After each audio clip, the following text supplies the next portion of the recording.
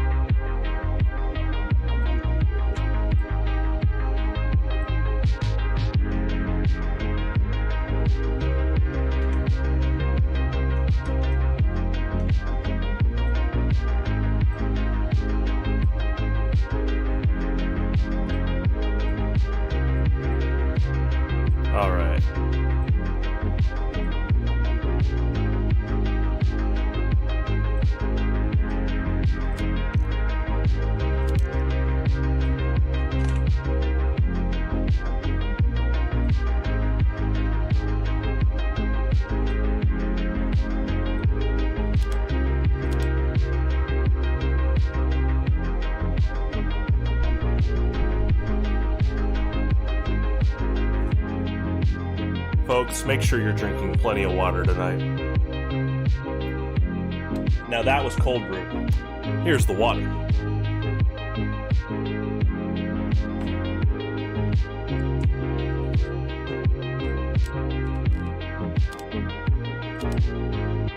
Oh, the song's over. Psych.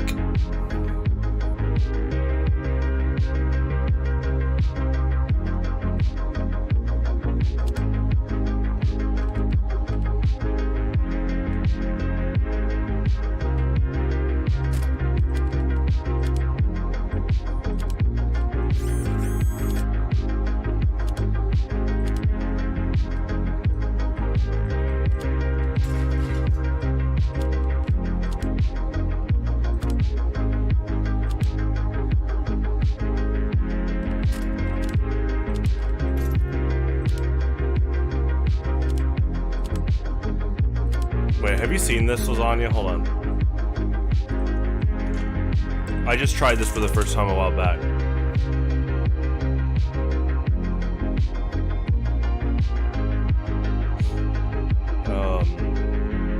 Yeah, so while we wait for Uncletopia, let's get on the 64-player Skyle server.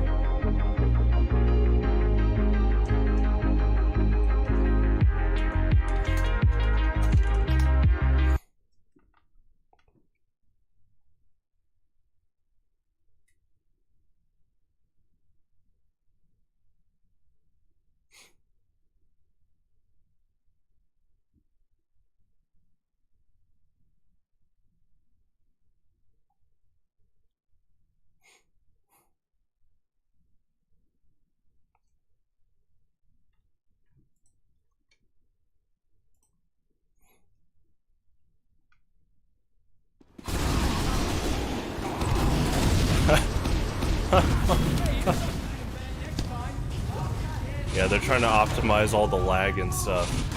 Now let me pull up Uncletopia while we're on here.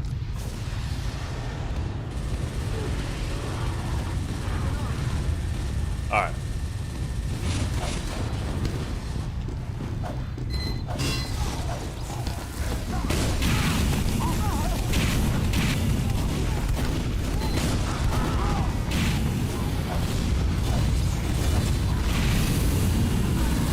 This is really strong. Medic's Ubersoft, or the this taunt that heals your AoE. I mean, when you got 30 players on your team, that's a lot of healing on average. And yeah, the sewers often become just like a mosh pit.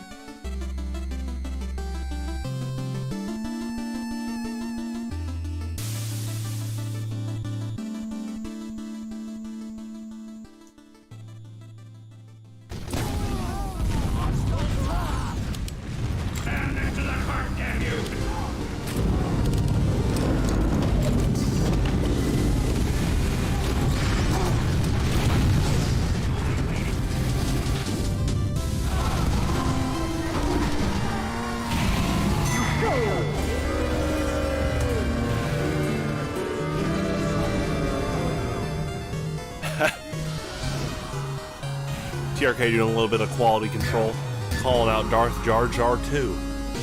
I don't know if Darth Jar Jar 2 is going to come back from that one, TRK.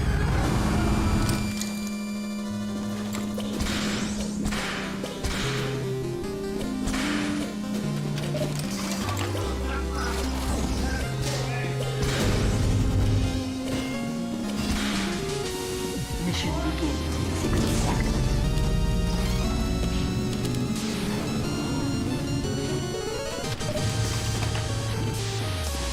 Teleporter coming right up. Teleporter going up.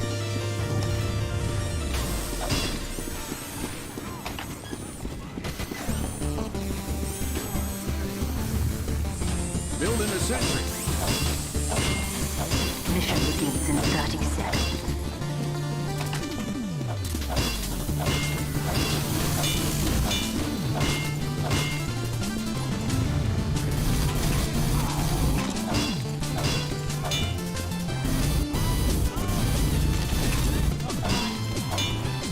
Mission begins in 10 seconds. 5, 4, 3, 2, 1. Defend our cause.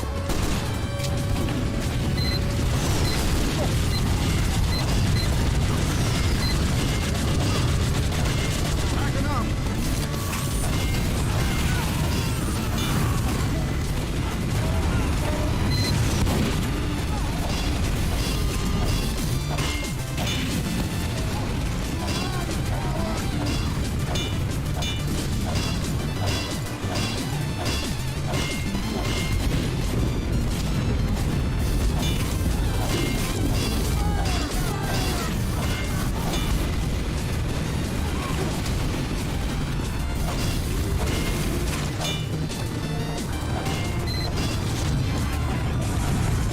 Moving out.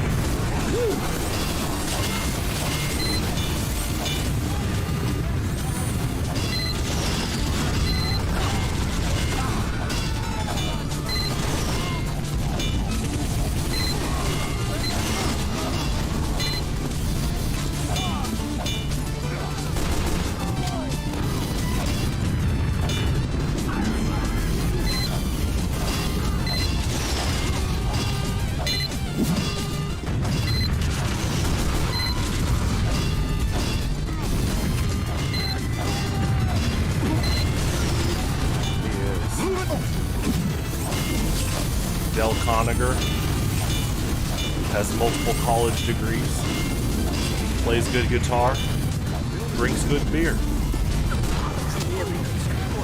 And look, buddy, he's an engineer. So he solves problems. Enemy has received additional time.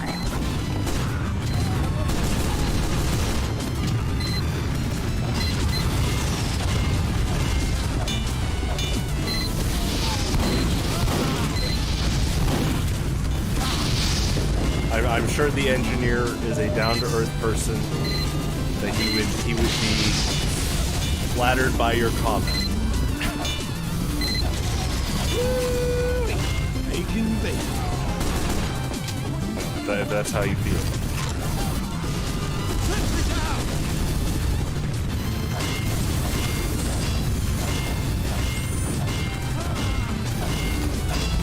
It's the guy who voices Wolf O'Donnell from Star Fox and Soul. I always love that fun fact. Building a sentry.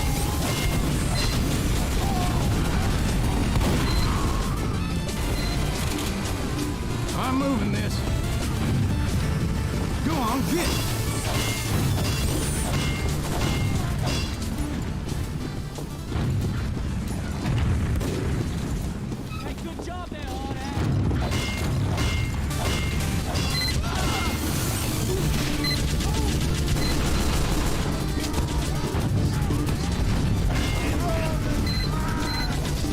From Beat Cave, Texas.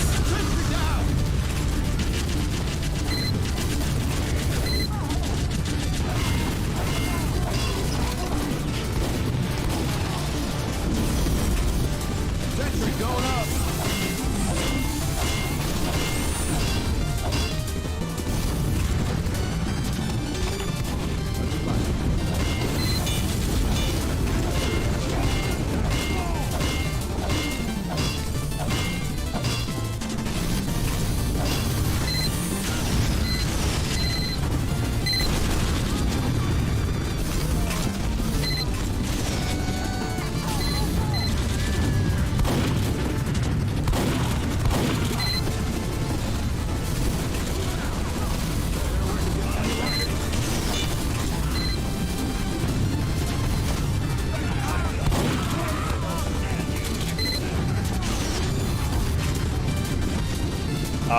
It is good because I'm sure you know this. It's highly recommended that you never put two sentries right next to each other because then you're just giving a 2-for-1 sale for like soldiers and demo men. But like here, the blue team has to work to take this down, and then they're gonna have one behind them as they push the cart. So in your case, with the mini sentries, yeah, you're gonna have one engineer playing like a flank with the sentries to pester them on other sides. So yeah, that's really good.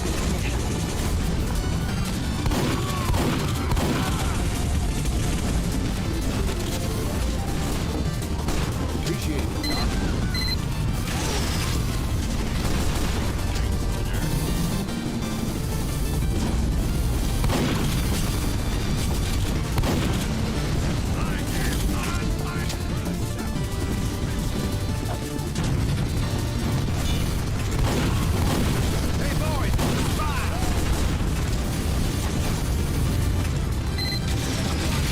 Yeah, that's true.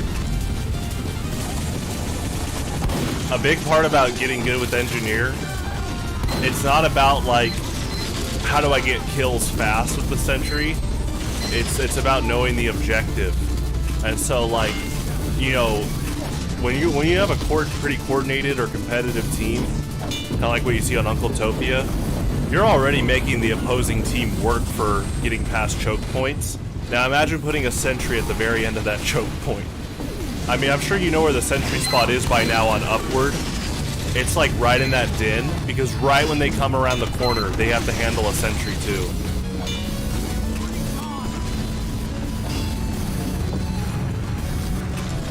You're almost making them win a double choke point. That's what like really good sentry placement tends to be.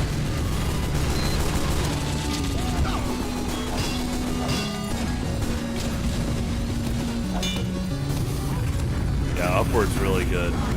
I'm glad that the map we did at the St. Louis LAN was Upward.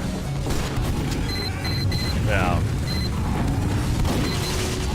Upward's interesting as a sniper because on defense, it's almost too obvious to be on the platform at the start of the match, but it's almost like so obvious that you do it. You know what I mean? Like, it's like full circle. Like at a top level, you go back to the platform because they're like, oh, we expect the snipers to be there.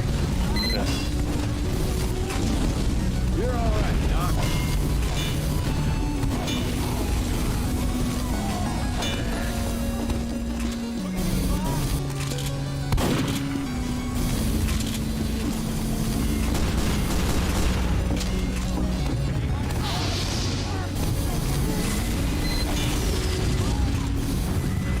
Yeah, that's true. Yeah, the fight or flight. I mean, I definitely ego check, you know, like a lot of soldier players. I try to feel out if they even respect me at first. And if they don't, then usually they just flail around their rockets, and that's when you can go for like, it can be like easier to predict a reflect. But the ones that respect me, they tend to be a lot harder because they're mixing up their rocket timing. Like they know if I parry one rocket, they could die.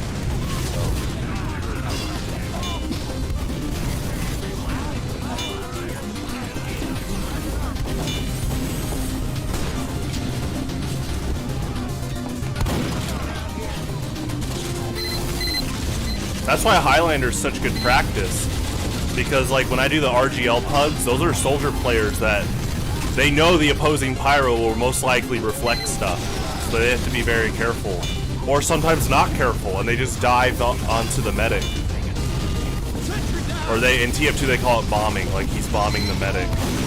AKA it's my job to air blast him away. Hey, Dungeon Master, hey!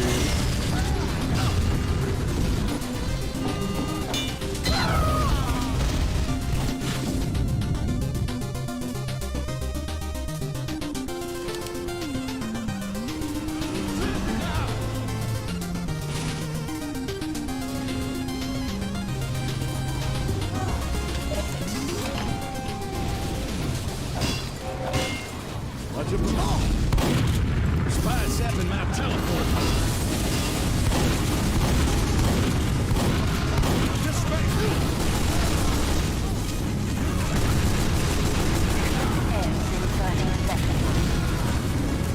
Sentry going up.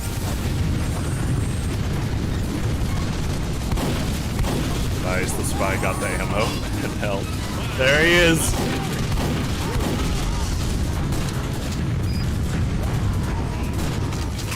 Mission ends in 10 seconds. Building the sentry. 5, 4, 3,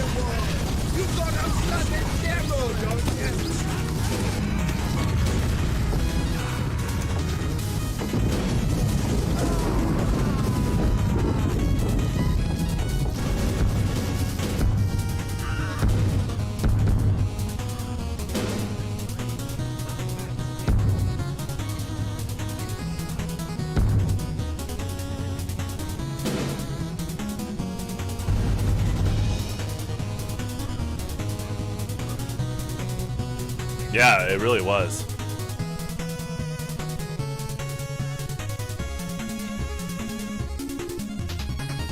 Gotta have that tenacity and endurance as an engineer player.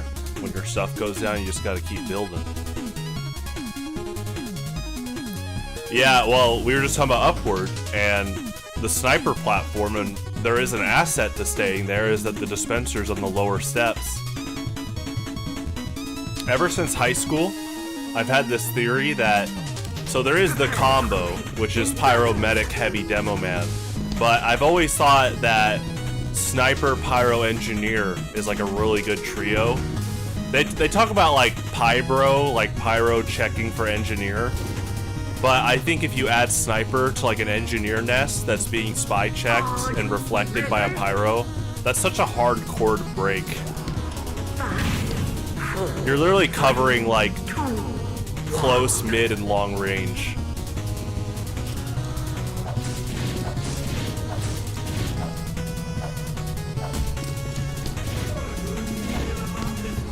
mission begins in 60 seconds.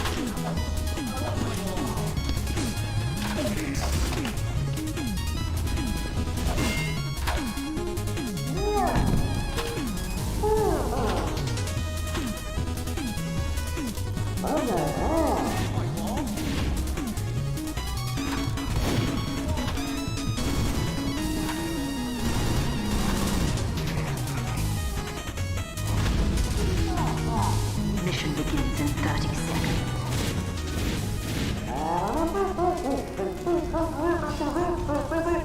Yeah, well, Pyro dispenser is really good. Just all those extra air blasts. I mean, another reason I'm gonna start uploading all my RGL pugs is because it's important for me to keep track of how good my ammo management is. I want to try to get better at ammo management, good or bad, you know. I mean, look at this. Air blast is 25 of my ammo, and when you're in Highlander, especially RGL pugs, where these are like top level invite players that play a lot of the pugs, you know, they're coordinating all their rockets and grenades, and I have to carefully time my air blast while I'm spy checking, like. So having a dispenser, or in this case a payload cart, is very helpful.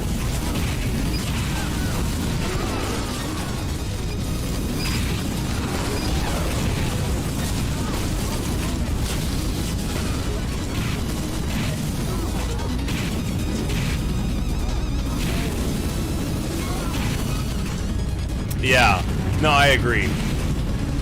I was kind of blown away that Overwatch got rid of ammo. They have reloads. Obviously, there's clip sizes in Overwatch, but you know, there's no ammo management aside from early Torbjorn, where he collected scrap. But I think TF2 did a good job with ammo management, or else the balance would be nuts. It's important for heavy and pyro to run out of ammo, or like soldier running out of rockets, you know.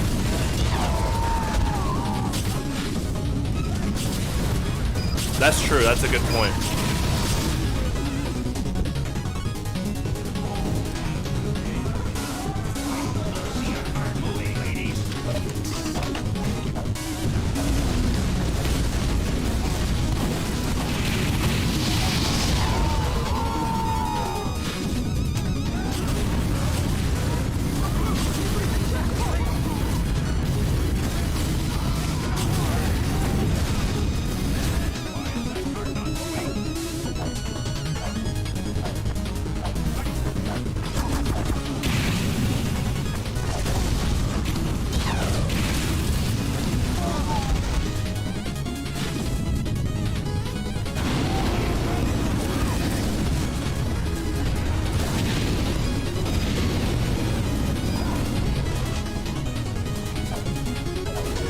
One thing I have to get better at, I actually don't think it's used a lot. It's not talked about enough, I'll tell you that much.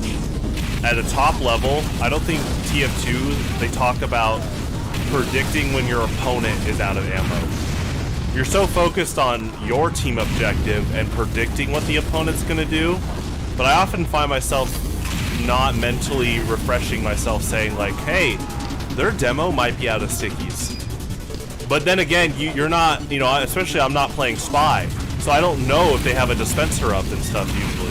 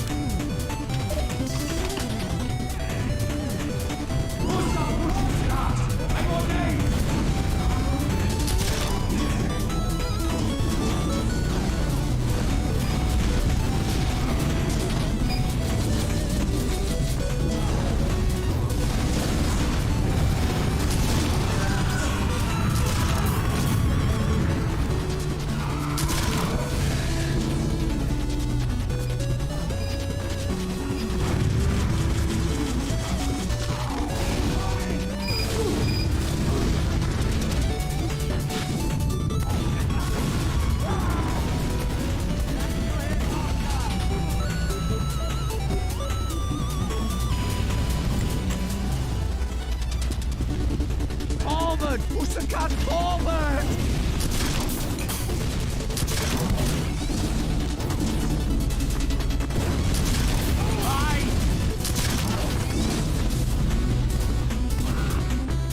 Why is that car not moving?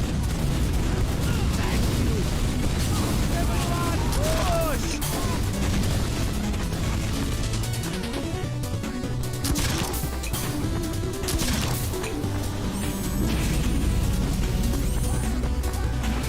Who stopped pushing the cart?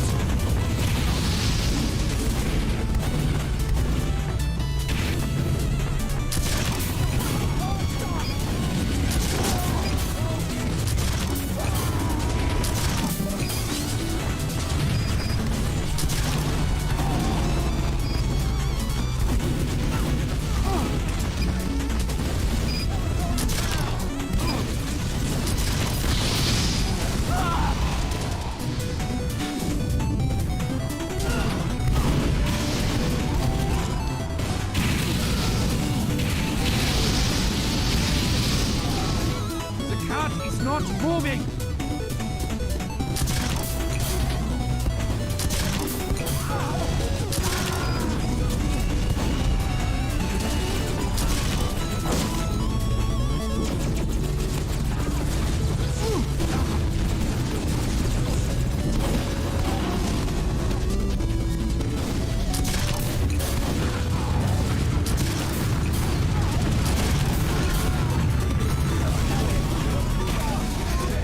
Not moving!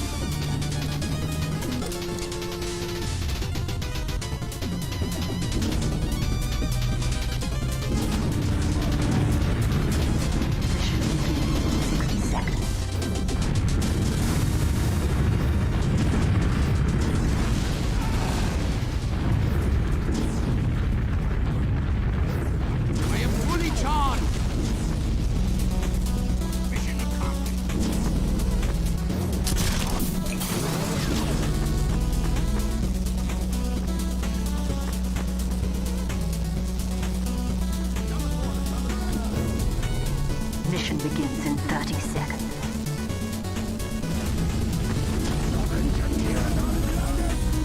Oh, really? Did they add Shumagorath? That would be crazy. Let me know about that.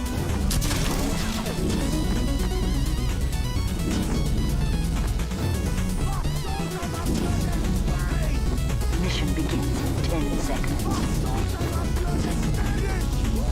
5, 4, 3, 2, 1. Defend our car!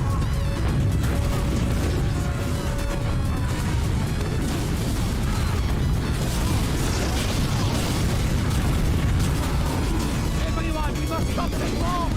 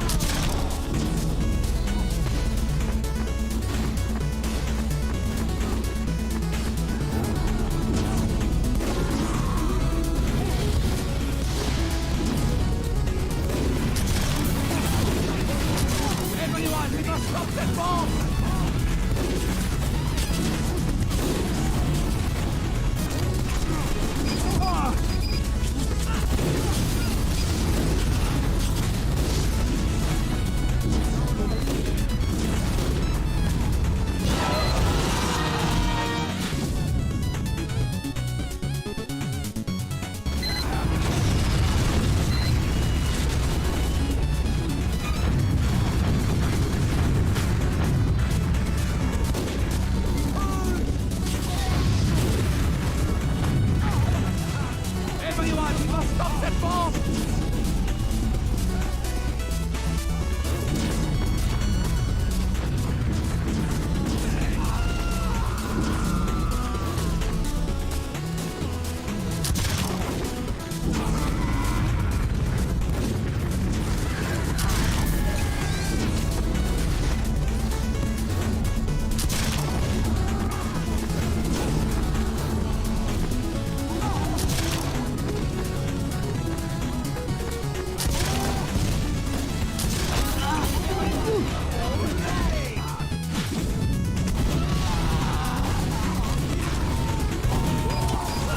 Clearing a checkpoint.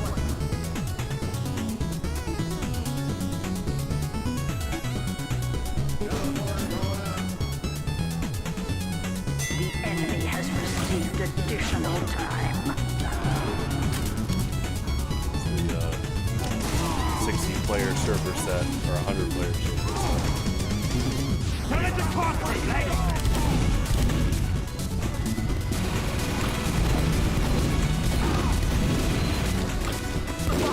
That's right.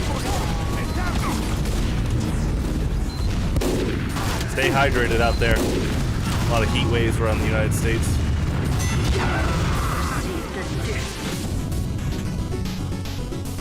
I don't know about that one. It will help that, you know, when you go to the bathroom.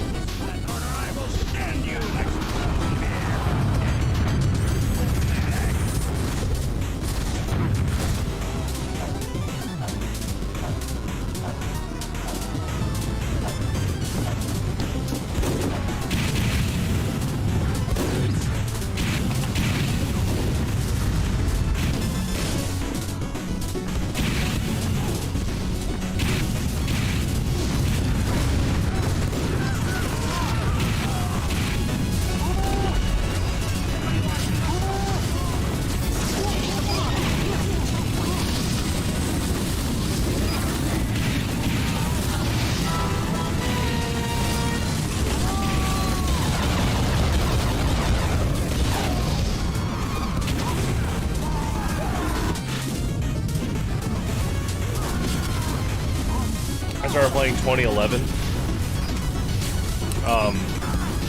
I got it a week before Meet the Medic came out. I went to Best Buy and I bought the physical box because, you know, I was born in '95 and I grew up with Nintendo. So the only PC games I had were like the kids CD-ROM games like Putt Putt and Pajama Sam.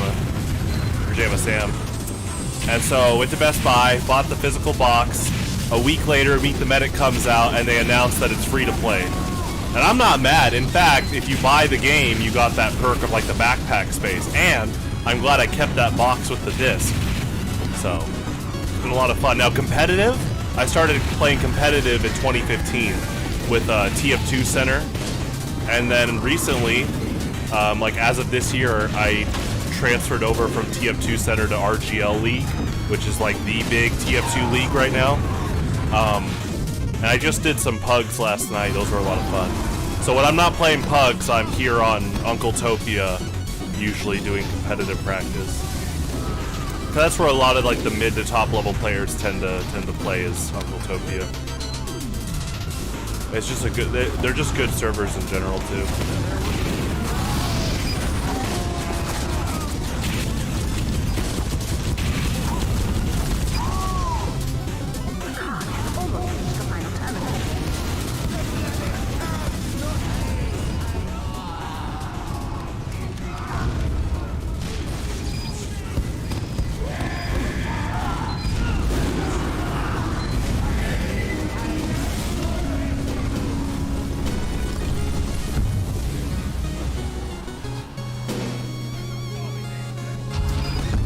need a refill. Stay hydrated, folks.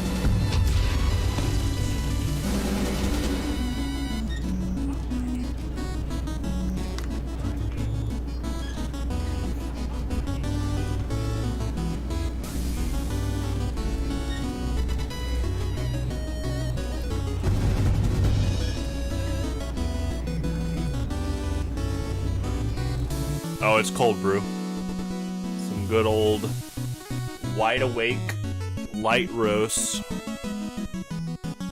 cold brew.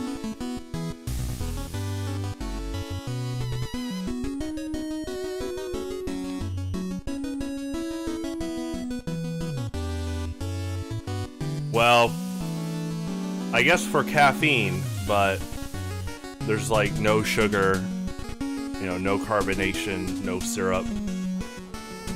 So I do like intermittent fasting, and one of the few things you can have while you do fasting is black coffee or tea. So yeah, this is a great drink for that.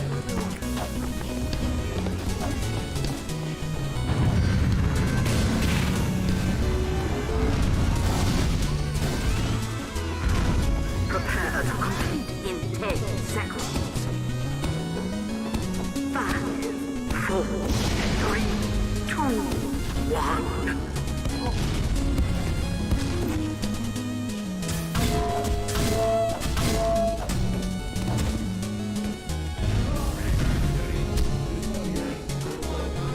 Oh, it's a cool birthday ball.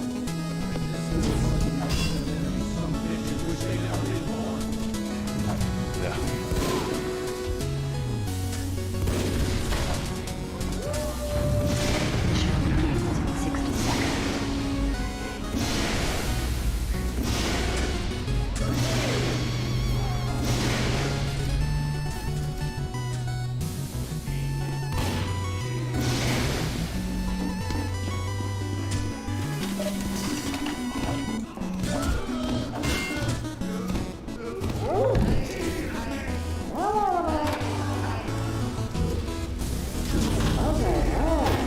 Mission begins in 30 seconds.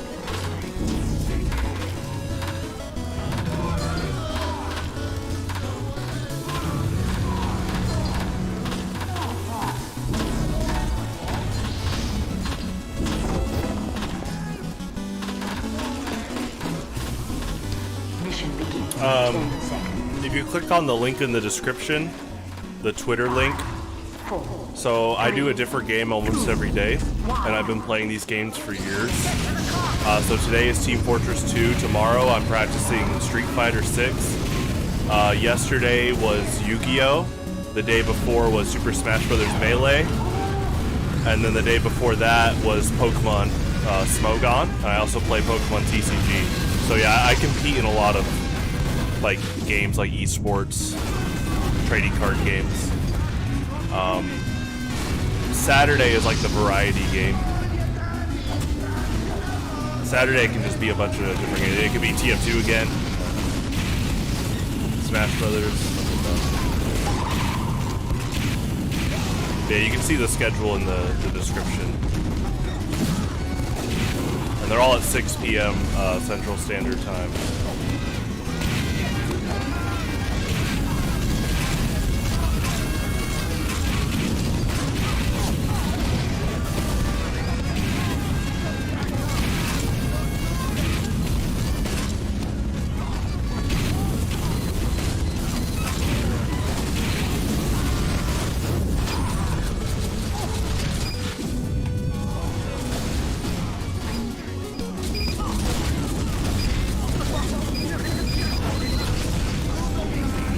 Yeah, Shovel Knight. It's like one of the greatest soundtracks ever made.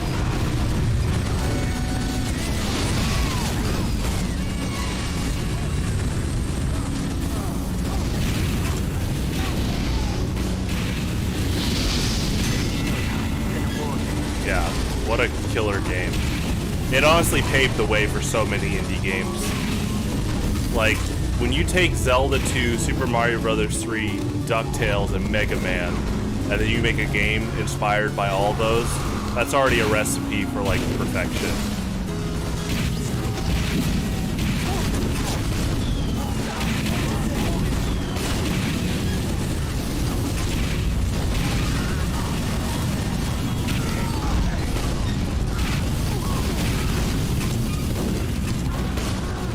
Oh, like Plague Knight?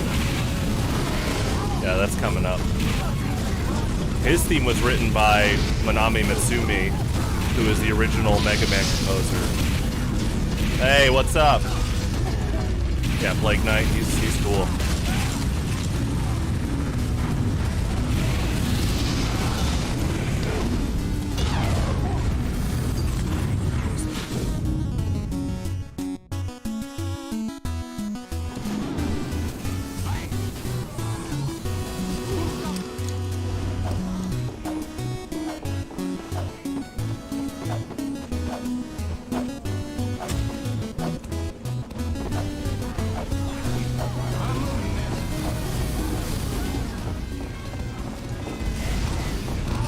That's right. Great game. And all those free DLCs. Amazing deal.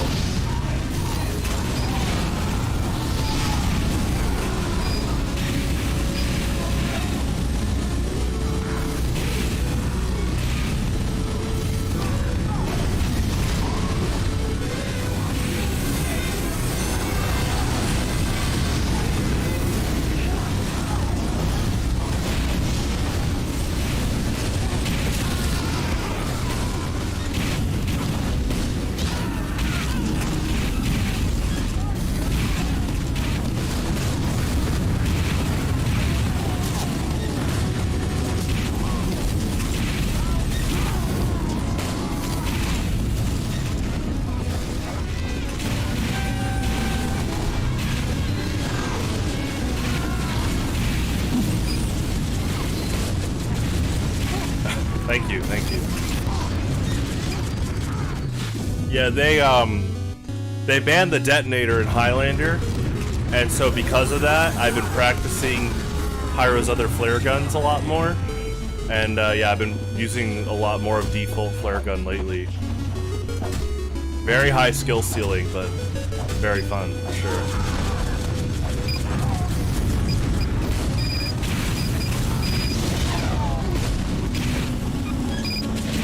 Oh yeah, the first time I fought Plague Knight, he was not holding back. I think for Spectre Knight. My friend Michael Torres, I had him fight Plague Knight as the first time he played Shovel Knight, and he just like fell in love with the character ASAP. He just loves how aggressive Plague Knight is, and the boss fight is very similar to Mega Man. I mean, they all are, but yeah, he felt like it was like Mega Man Zero. Oh, the stories? The stories are good too. After this round, I'll show you something, but I won't reveal who my favorite character is yet. Lasagna knows, but I will show you after this round.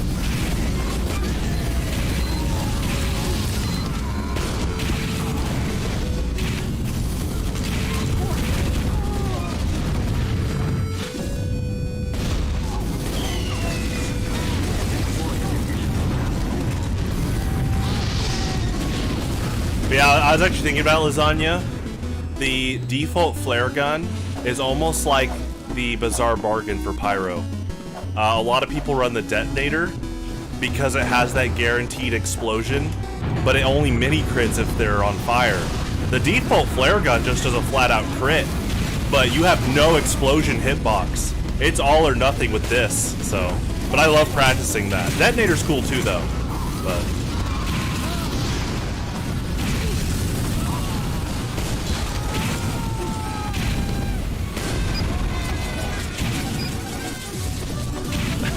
Yeah, leading your shots. That's why we make those jokes about where's the aimbot? You know, like that one guy when you were playing May years ago. That's so funny. Honestly, I think playing Zenyatta for a while, and obviously Spire, those two characters definitely helped along with playing Pyro, because they all have like these very rewarding projectiles that you can fire from your primary, like your primary fire.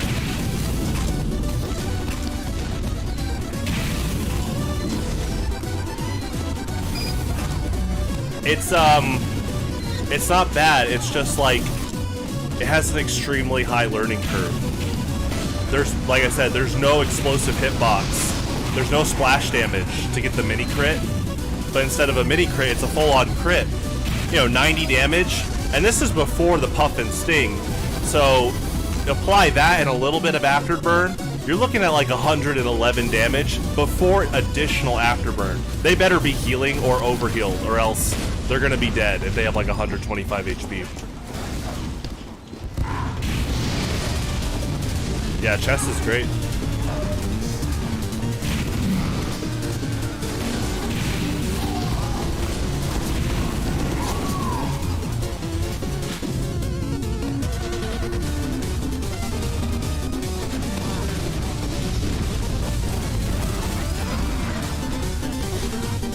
Another thing that made Puff and Sting harder is after 2015, air blasting doesn't do a stun lock, and they're able to air strafe. So now you have to predict where they air strafe every time you air blast. It's almost like Smash DI, like the combo's not guaranteed.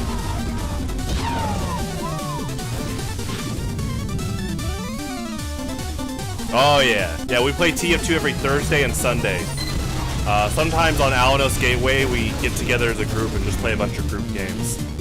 Which people are, if you have the TF2 role in Alinos Gateway, you know, you can definitely join in on group games in the future and stuff. And soon we'll do our own events. I'll have my own custom maps and stuff. It's gonna be a lot of fun. And I'll like broadcast it like it's like a tournament, some commentary and all that. And eventually, I've talked to Lasagna about this, but we'd like to start a Highlander team. That's way in the future, but there's already a few people that would play, so it's really cool.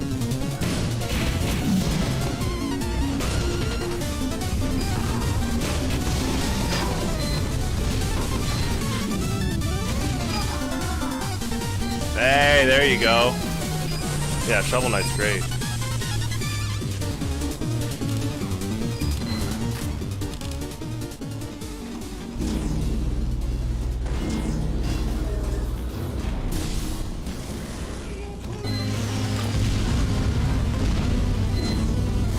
Oh, speaking of good songs, I gave too much away.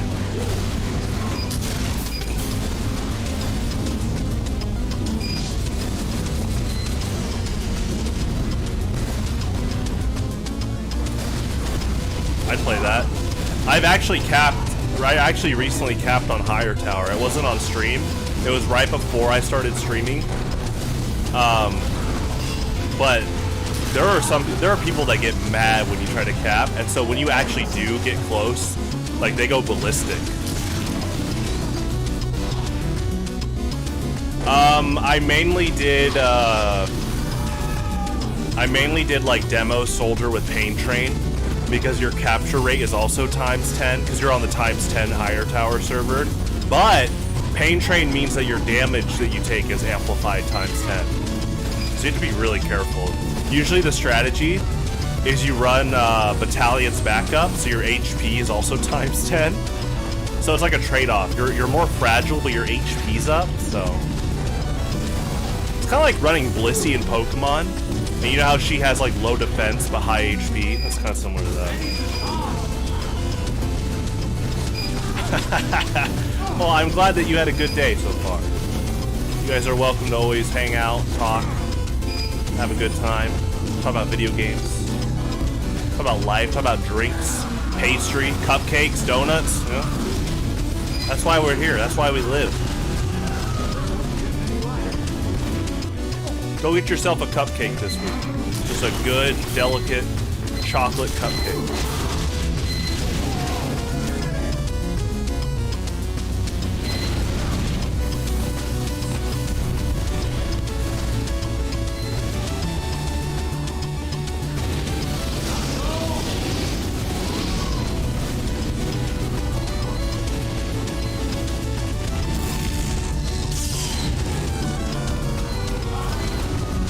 Oh yeah, Lasagna, send him that link, please. The Metroid Wiki.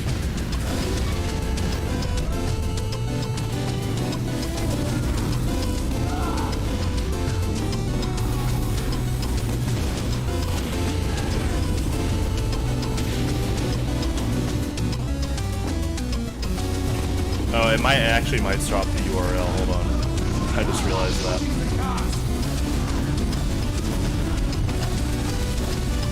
I'll do it after this life.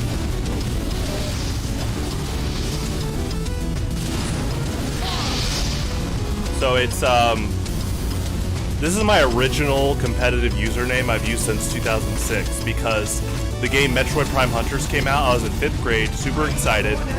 It was one of the first big Nintendo Wi-Fi games, and I've been a Nintendo player my whole life. So this was my first competitive online PvP game. And so we were able to use a different username in the game compared to our DS. And so I chose Spire_fan, all caps, because you can't use a space in game. So yeah, it's this guy. He's awesome. He's a bounty hunter. Really cool. His main weapon is the Magmaul, which is a flare gun grenade launcher. That's why earlier I was talking about how playing a bunch of Pyro and Spire has like helped in like both regards when I play the other character.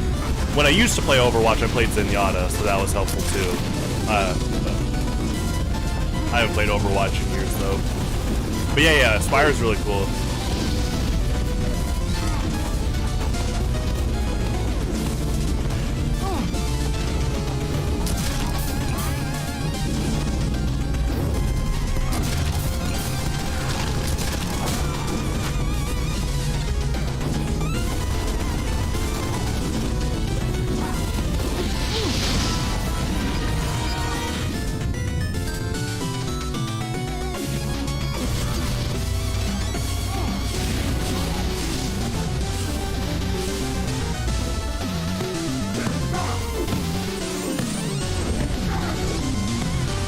Oh, I love this part of the song.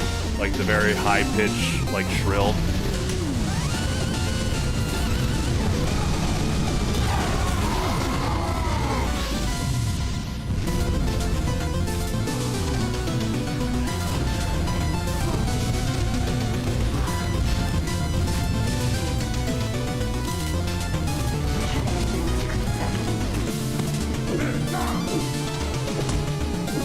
That's good. That's hilarious.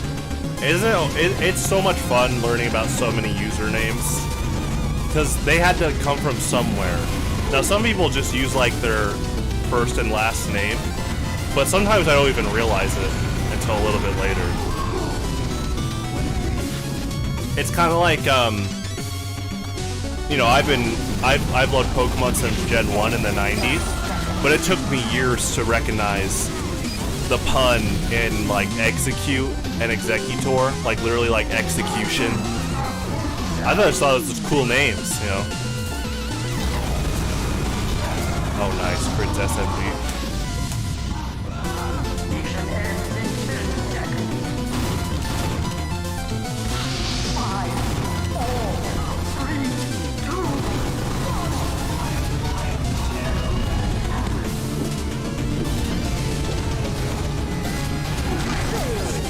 Alright, let me get that real quick.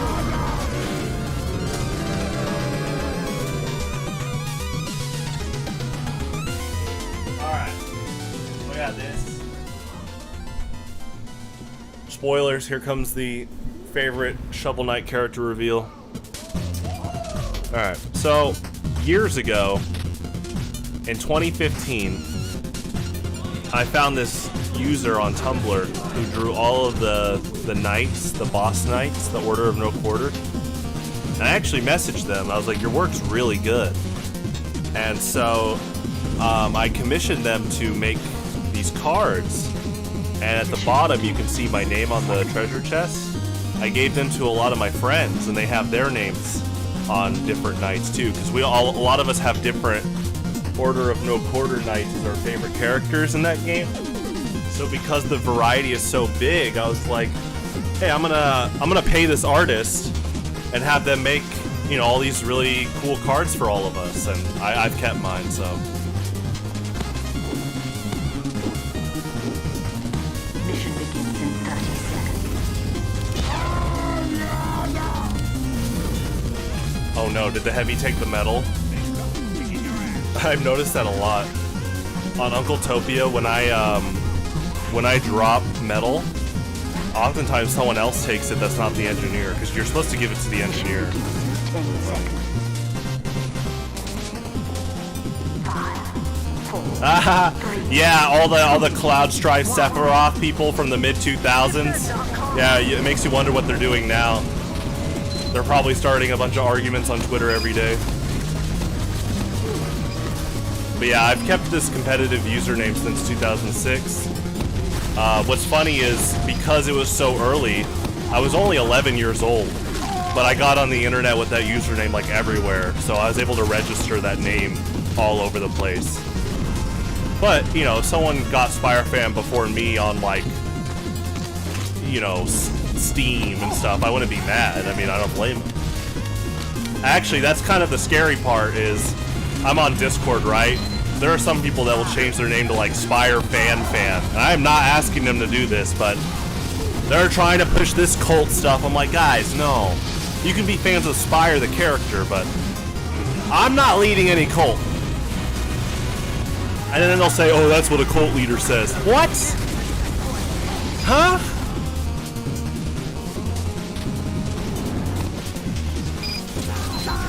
Now, when I run for president, you know, don't quote this.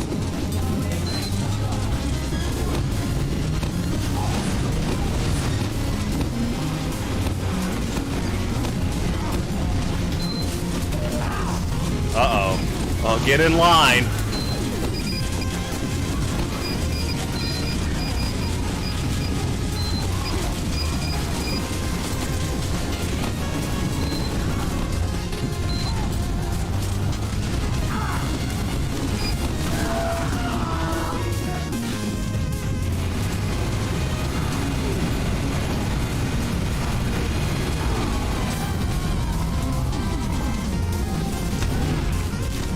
Enemy has received additional time.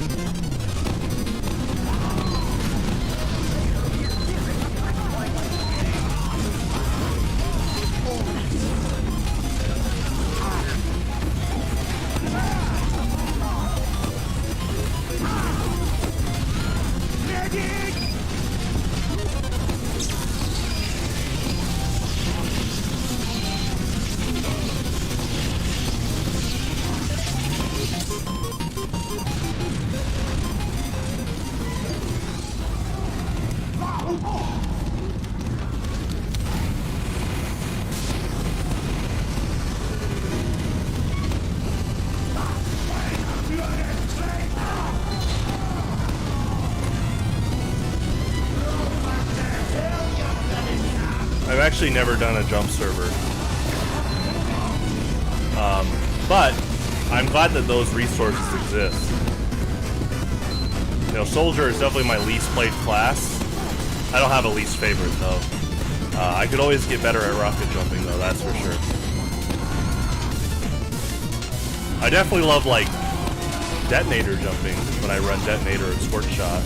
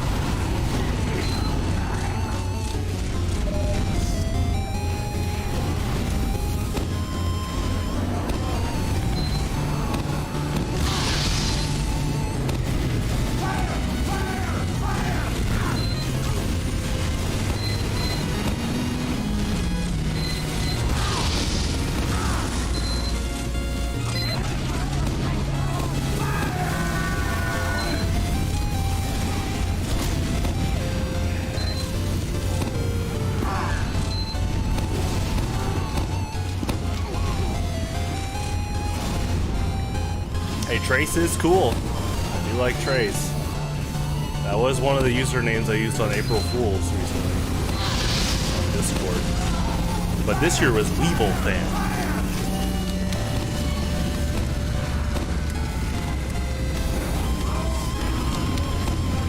Then there's Silex Fan 2, who follows me on Tumblr. That's not Lasagna though.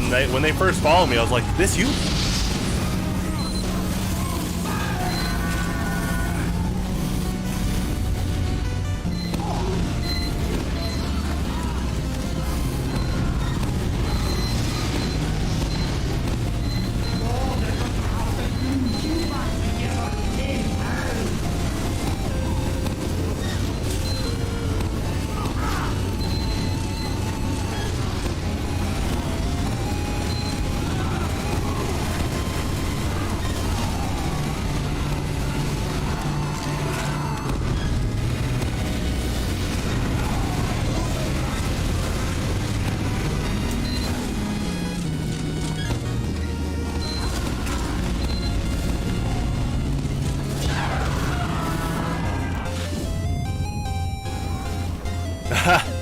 Yeah, it was just a username change. I guess I changed my avatar, too.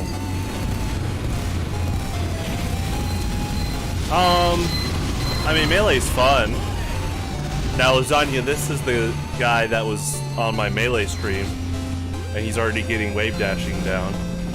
I mean, that's why you should play Melee, is because you have fun playing it. It's just some people that take themselves too seriously. Those are the ones who kind of black mark the game, unfortunately. The ones that attempted to gatekeep Project Plus players saying, Project Plus is not where the money is. I'm like, oh yeah, and Melee is. And now they're freezing Stadium, getting rid of wobbling, and asking for ledge grab limits, all things that PM did back in 2013.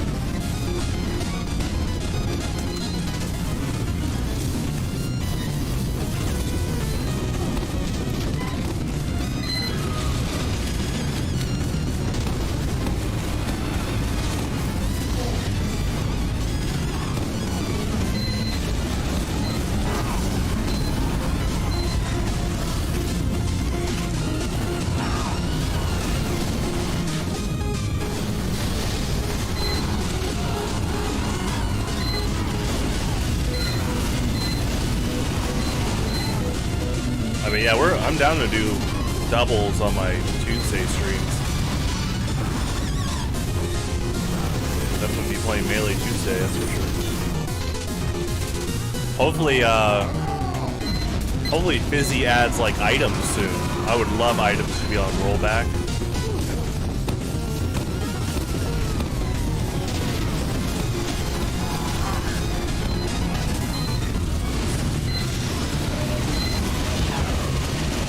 It's all good. Now, I want you to get this good place in Lawrence, but that sure would have been an asset if you moved to that Kansas City location. So you probably would get P+ with like me and John, but that's okay. Yeah, well, I'm glad you're working. And you know what's cool is you're working so much that you're gonna afford your own place. I think that's really cool. Like, you're literally hitting the life goals, man. Keep it up.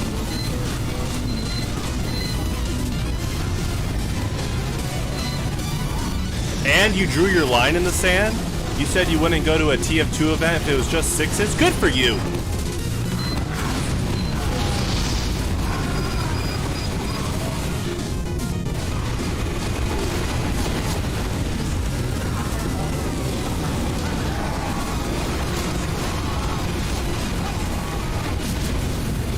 I didn't say that.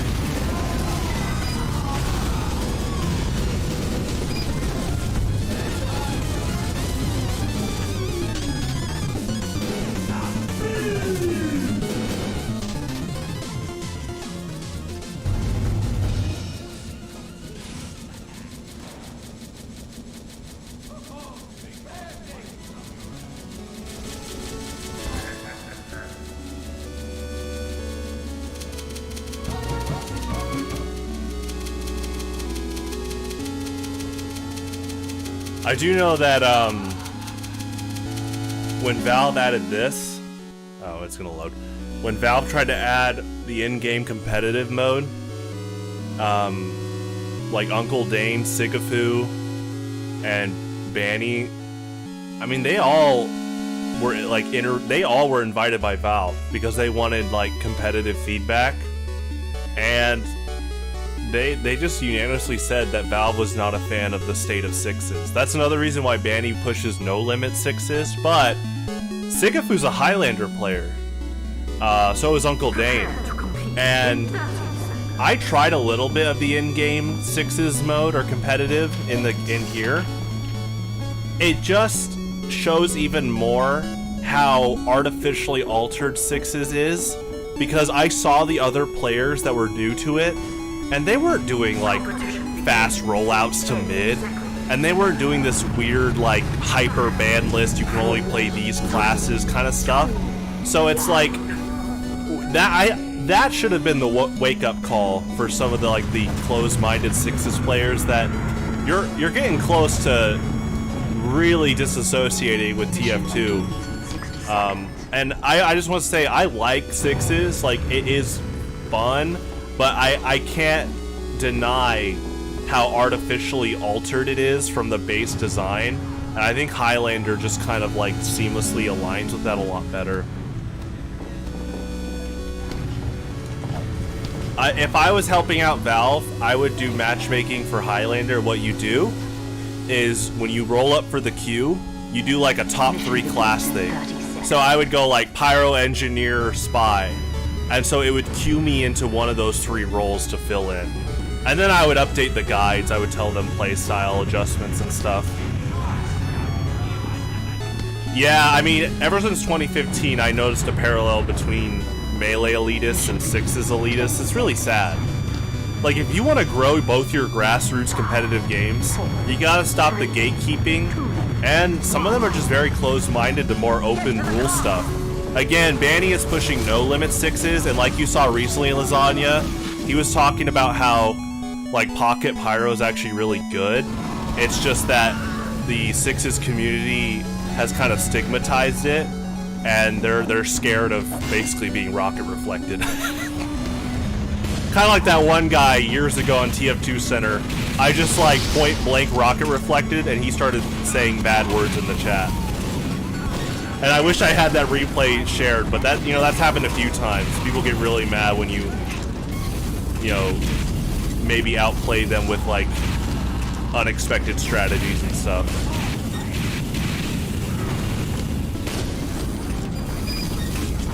It also is a little hypocritical that like they claim sixes is about mobility, but they actually ban Soldier's Whip and Heavy's Gloves of Running Urgently that actually help with mobility.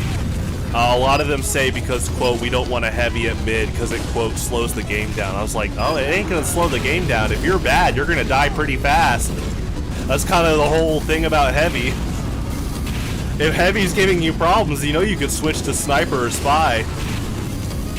Wait, what's this? Dynamic counterplay? Whoa!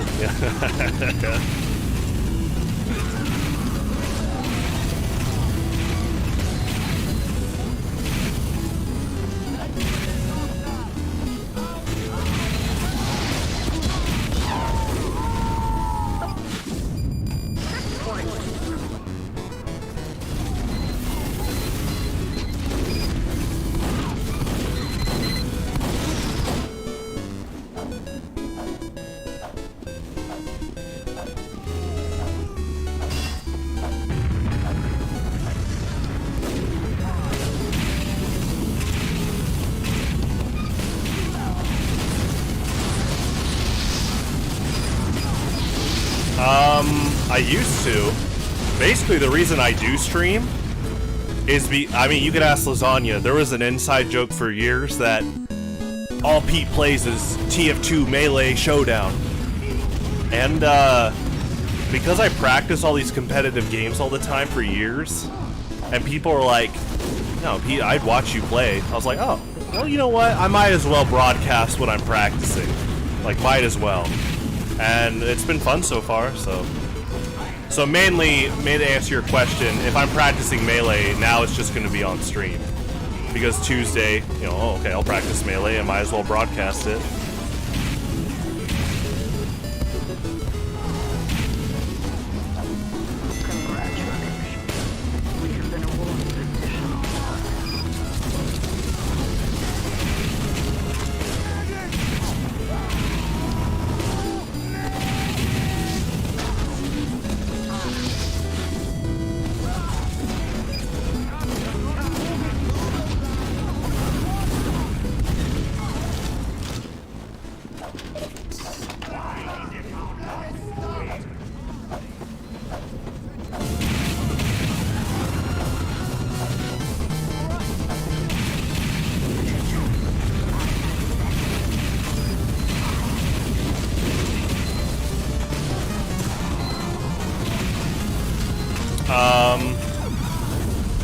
Well, there's been, I'm sure you've heard talks about it. I don't know if you're on the Discord, but this week I will be launching my website, theeaglesperch.net, and that's what I do during the day. Is I've been writing blogs and scripts, and I'm about to release a video soon, and that'll also be a blog. I also manage the Pokemon TCG Highlander community. So twice a month we get together and play in a custom Pokemon format I made since 2015. And so I'm designing like all the cards and keeping the format, you know, trying to keep the format healthy and stuff. Before all this, I used to have a content marketing job, but after after I cut ties with that job, I wanted to take what I got from my marketing job and just do it for stuff I really love talking about. Now, I didn't mind writing blogs for like plumbers and lawn caretakers that needed help for their business. In fact, I kind of got in trouble because my last job was big about like they wanted me to cut corners and increase my workflow to like past full time, but I wasn't being paid overtime. They were trying to find ways for they actually took roles from other workers and gave it to a lot of the content writers, and we weren't being compensated in pay. They also asked me to like cut my content quality, and I couldn't go to bed at night thinking that local plumber or lawn care person got cheated out of a blog or like a website commission that they paid for. And so I didn't do that. I didn't want to cut into that stuff, and so I got COVID last December. And my last job doesn't have sick days. They technically do for legal purposes, but if you take a vacation or a sick day, you just fall behind on the work totem pole. And so I got COVID, and I knew that if I took a sick day, I would hurt my team, because your team gets evaluated each month for how much work you produce. And so it was challenging having COVID and working each day without taking a sick day. And so eventually I did kind of fall behind a bit.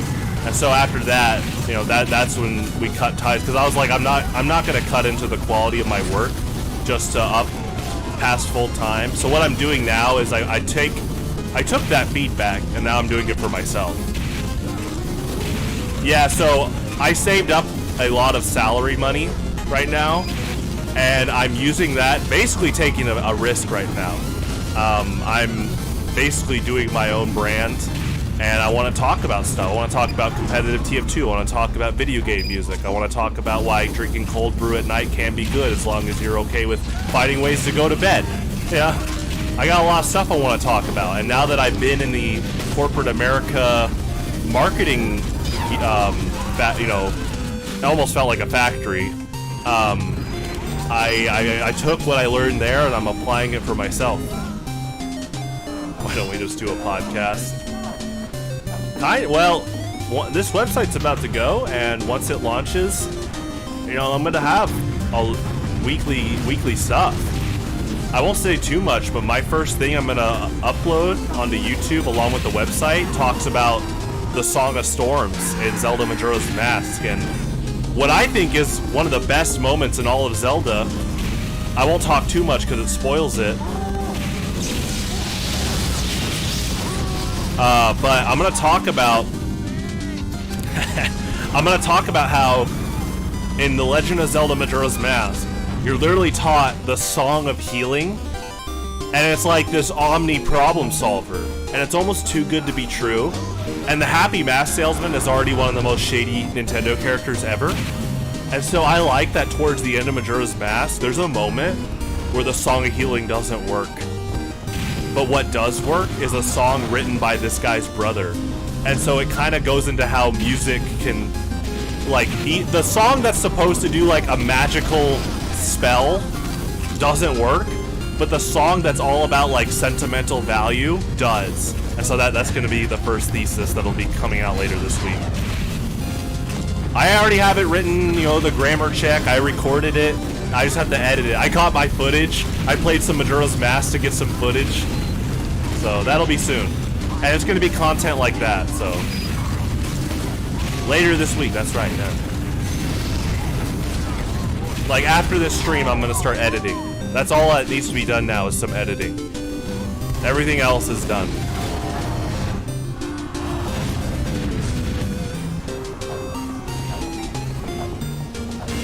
But I got a lot I want to talk about. I mean, I talked to you about it the other day, Lasagna. There's a thesis I want to talk about how Yoshi's Island needs to bring back its, like, serious edge again. You can have a Yoshi game and blend both, like, fun, you know, happy settings, but then when it gets serious, like, the players take it seriously, you know? There's threats. There's threats in Yoshi's Island. Like, it's really cool. And Koji Kondo's music plays a big part in that.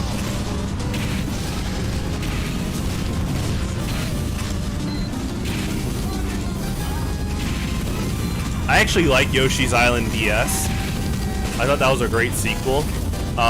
It's just because of Donkey Kong Tropical Freeze, I've really been like, why don't they do that with Koji Kondo? They literally hired David Wise to write Donkey Kong music again. Now they should get one of the other greatest composers of all time and be like, hey, we're gonna pay you some fat cash, and we want you to write another Yoshi game. And Koji Kondo is a composer first and then a paid artist, but you know they're gonna pay him well. But he's in it because he's an artist. Sadly, I kind of feel like the composer for Yoshi's Crafted World was in it for the money first. It really feels like a lot of those songs were like, hey, I got my paycheck, do whatever. It's like, oh, come on.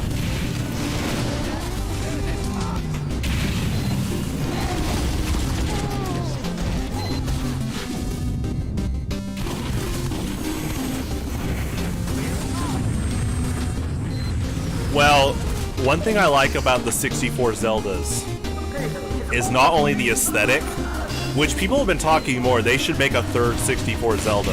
I've been saying that too. So the aesthetic is cool, but also music. In a game where you already have a magic meter, music is your spell book. I love that you use songs as your spells. And you have to problem solve.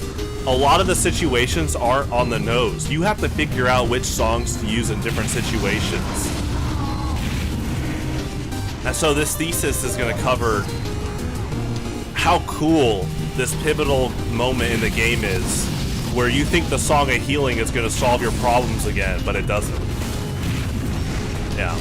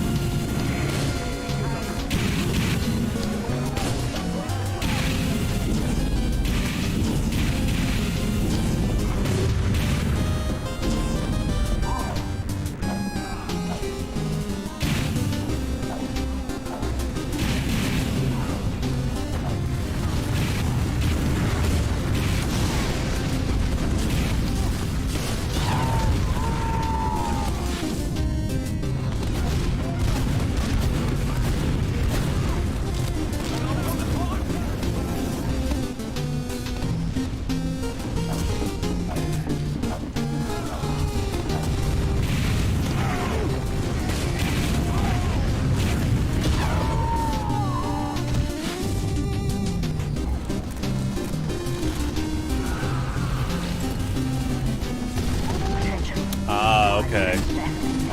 Well, I wouldn't beat yourself up too much. You know, those wave dash videos you sent me the other night, you know, you're picking up fast, so if you can do that, I bet you could beat a 64 Zelda game.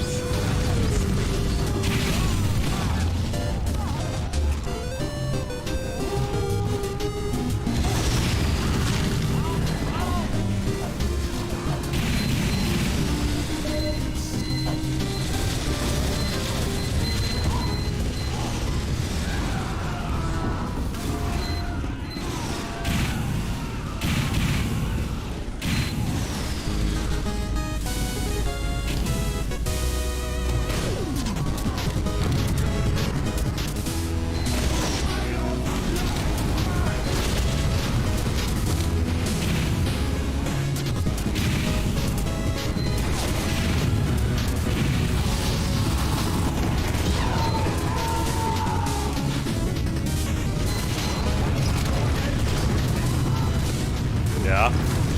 Oh, the Forest Temple's awesome. Yeah, how'd your performance review go, Lasagna?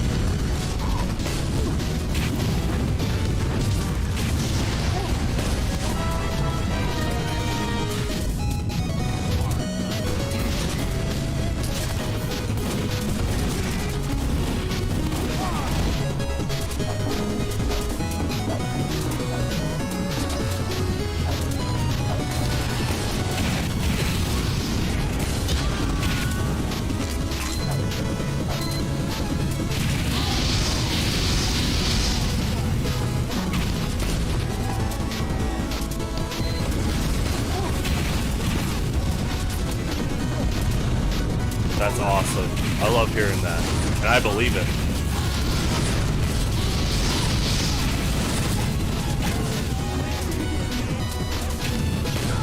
Yeah, you're on the right track, man.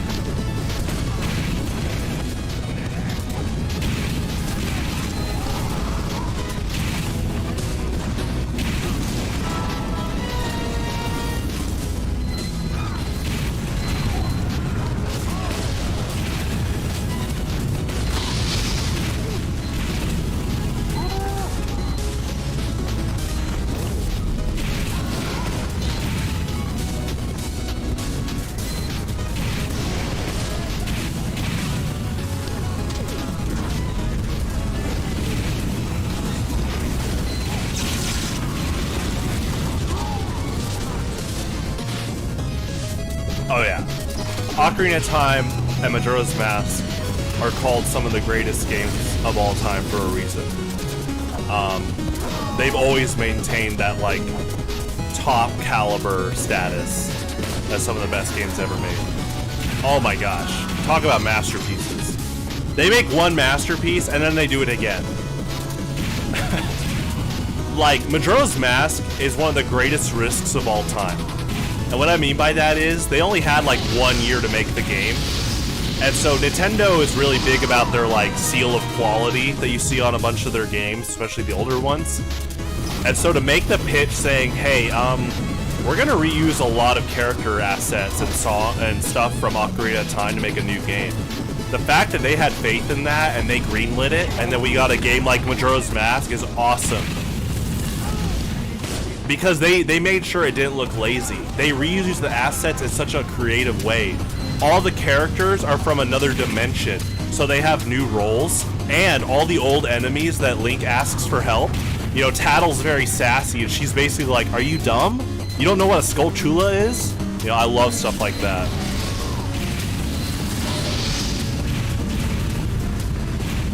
Yeah, Yoshi's Island is the greatest game of all time. I mean, TF2 is one of the greatest games of all time. There's a reason people still play this game to this day.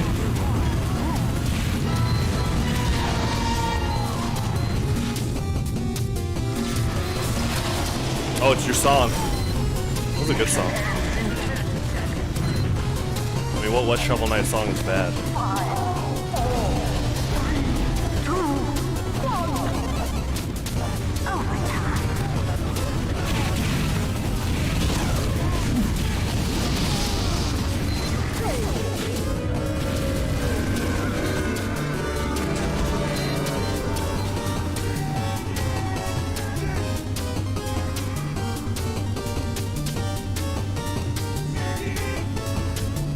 Yeah, Ocarina of Time is great.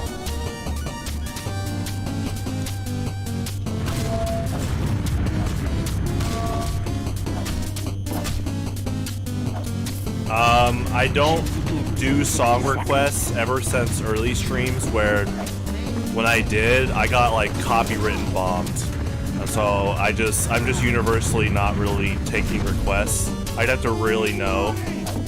So, unfortunately, no, I will not, because YouTube keeps track of everything. Yeah. Oh boy. Yeah, YouTube's algorithm is insane. They'll pick up on everything. So if I do like one sliver of the Star Wars main theme, all the lawyers are ready to go.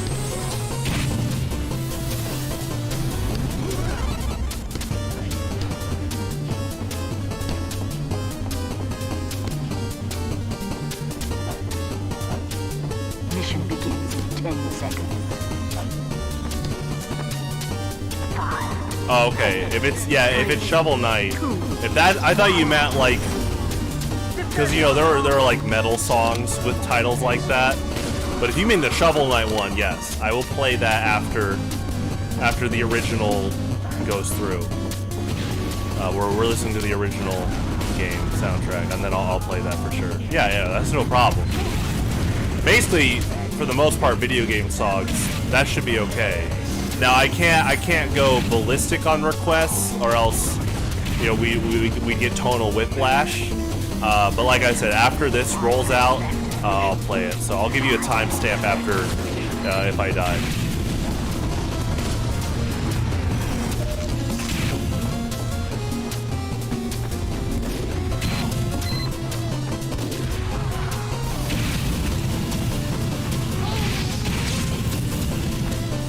Yeah, that's a very good remix.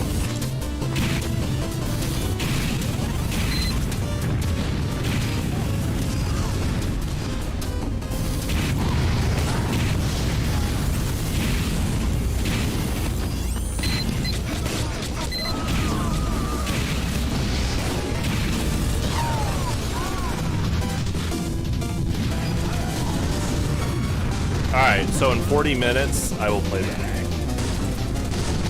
So if you need to go on a break or go do something, I will play that song in 40 minutes.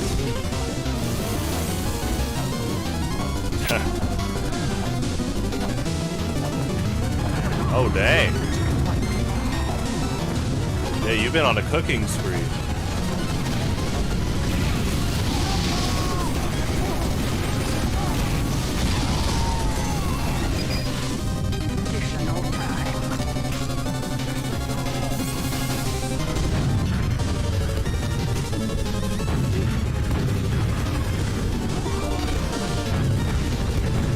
What's funny is that I've been making a lot of different mac and cheeses, and external points of view have been saying that I've been cooking.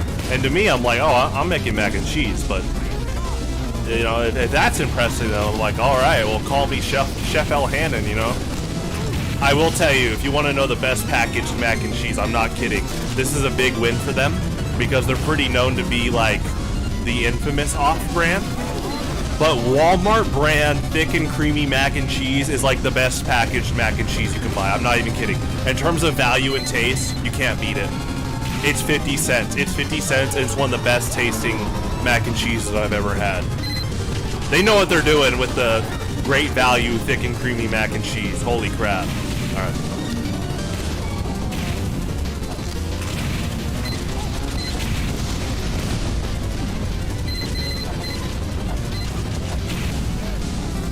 $0.50. You just add a half cup of milk and some butter. Oh my gosh. It's literally, I can tell some like buffets use stuff like that. That have like the buffets that have the best mac and cheese are probably doing whatever that Walmart sorcery is for 50 cents,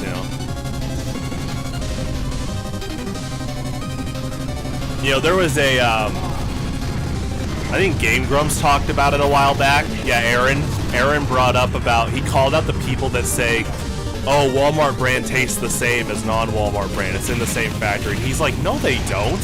He's like, well, Walmart Oreos don't taste the same as regular, and he's right. Anyone that tried to tell you that was just trying to save a quick buck. Because Walmart Oreos, yeah, they're not as good as Oreo Oreos. But in this case, Walmart thick and creamy mac and cheese, I like it more than Kraft. Exactly, that's what I'm saying. You know, okay, but you know who has the best store brands? Aside from Costco, but you have to pay for the membership. So aside from Costco, it's Target. I'm not kidding. Target has like the best food brand. Lasagna knows this. I'm a big advocate for the it's like the Simply Market or the Farmer's Market brand. They have these mint fudge cookies, mint cream fudge cookies. They're way better than Girl Scout Thin Mints. And that's Target brand. They also have chocolate s'mores bark. Oh my gosh, guys. Go to Target, go to the candy aisle, and get you some chocolate s'mores bark. And get you some mint fudge cookies. I'm not kidding. The mint fudge cookie is a top 3 packaged cookie, easily. Along with Oreo and the Pepperidge Farm thin and crispy chocolate chip cookies. Honorable mention to L Fudge. L Fudge is awesome, dude. I mean, I gotta just show you. I gotta show you. You know.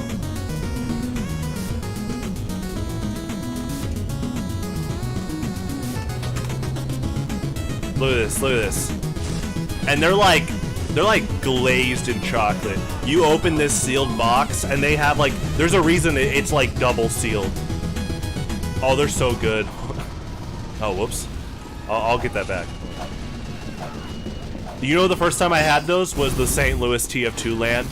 There was a Target next to the LAN center, and I just needed a quick snack, and I was like, I'm gonna try these mint fudge cookies, and top 3 packaged cookie easily. All right, let's get this back. Let's get this back.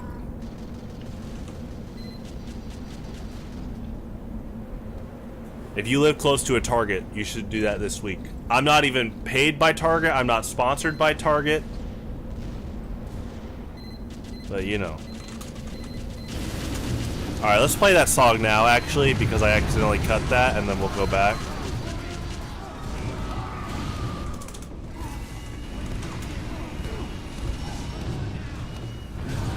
Okay, here we go. Alright.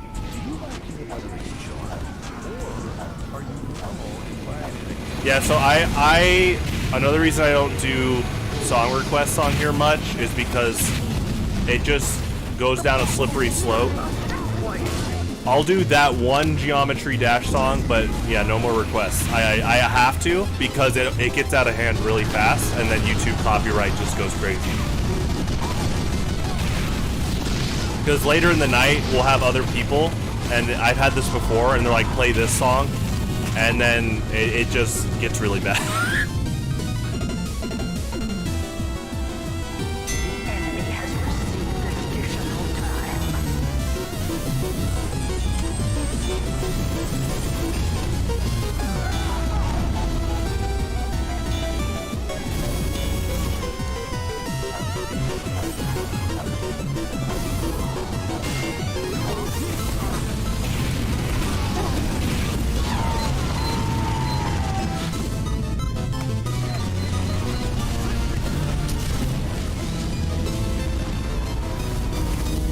Yeah, the chocolate s'mores bark is, it's the perfect snack.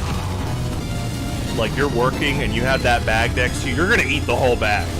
But it's great. It actually just makes your day better. If you're having a hard day, you just grab that chocolate s'mores bark.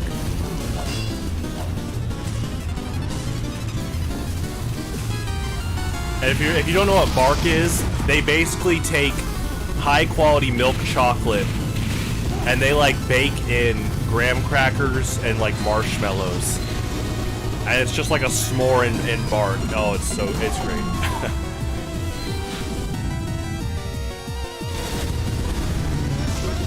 Definitely eat a bit. You know, you don't want a full starve, but I will say, if you're ever looking for like weight loss, yes, eating less is one of the best ways to do it. I mean, don't go anorexic.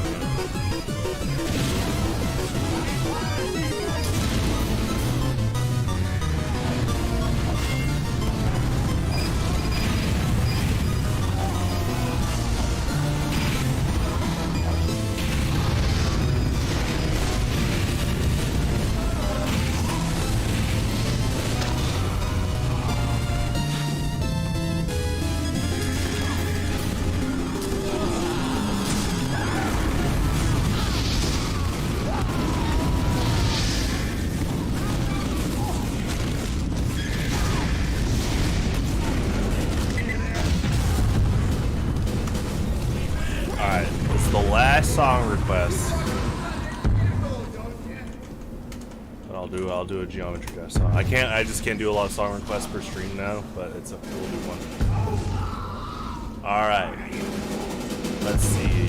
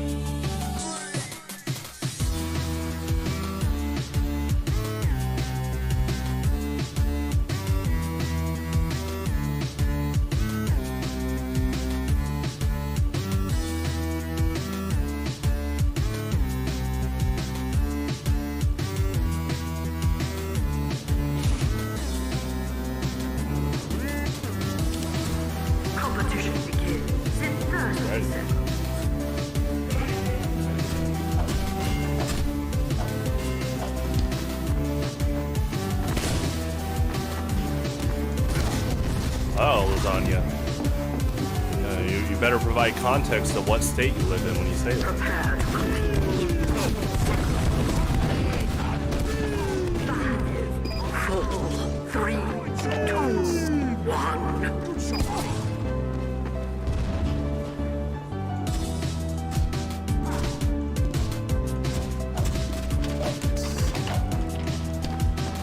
Mission begins in 60 seconds.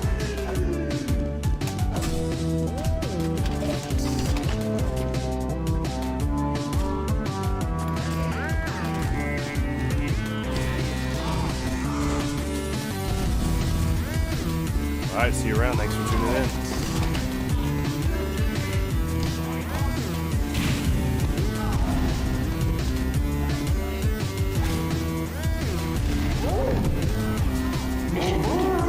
Right, there's the context, investigator.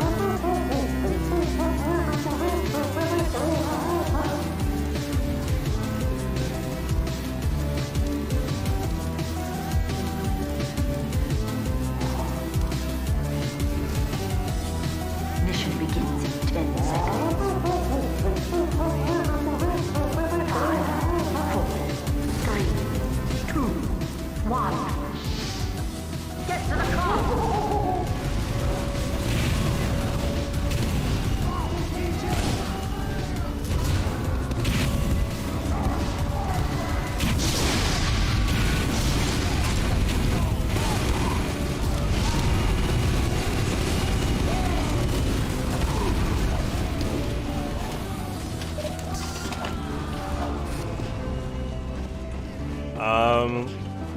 That is going to happen whenever Vance comes back. Because my dad wants to throw a party because he won Worlds.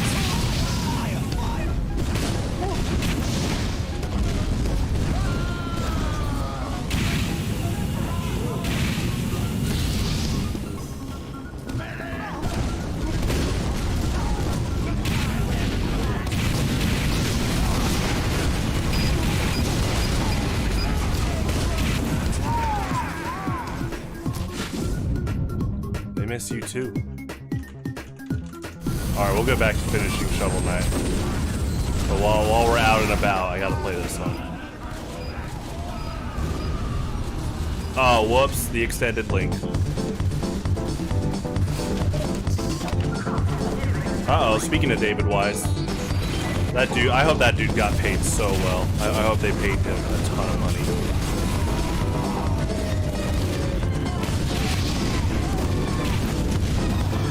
Dude is one of the greatest composers of all time. This song is on one track. I'm surprised it's not in Mario Kart 8 as like a guest track. Bring in Diddy Kong with this track. Holy crap.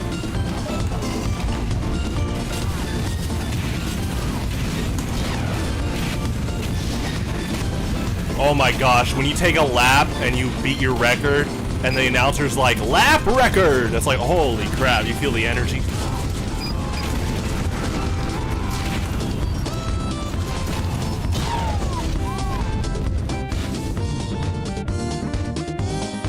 NES Pictionary. Oh yeah, dude. Tim Fallen does not mess around.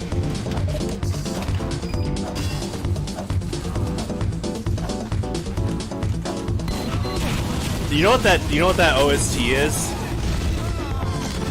It's an example of something that's so good that all the kids that like to just make fun of stuff for the sake of making fun of stuff, they quickly stop making fun of it. You know what I mean? It's like, at first they try to be like, oh, it's Pictionary, but the song is so good, they're like, it's like they can't deny how amazing the notes are. They're like, crap, dang! Yeah.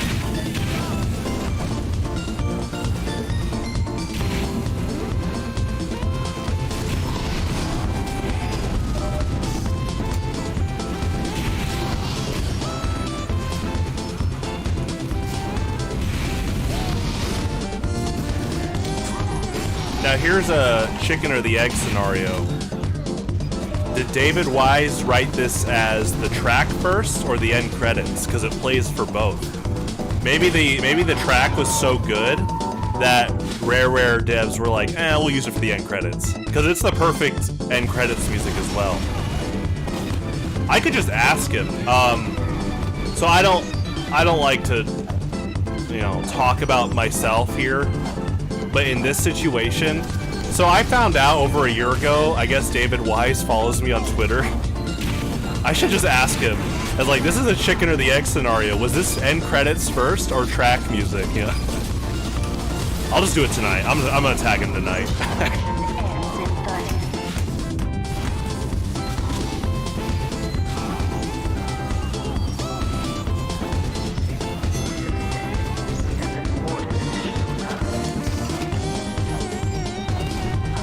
I mean, this is basically the Diddy Kong Racing's Rainbow Road, so.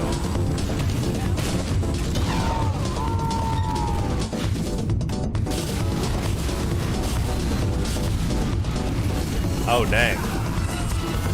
Yeah, the on-call status. But you're being paid, right? This isn't like some off-paid thing.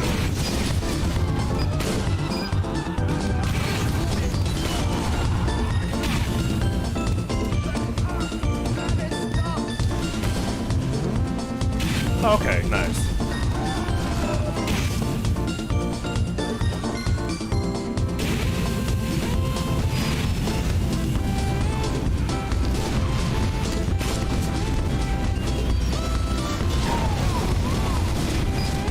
I think that was the spy that was in there. I thought it was the other one that just died, but I saw the health pack and ammo leave.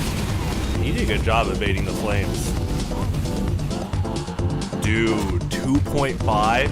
When I worked at the movie theater, yeah, holidays were OP. And then when I worked at my last job, holidays were a nightmare because everyone wanted to request time off around it. And you had to have like 60% of the working staff at the place.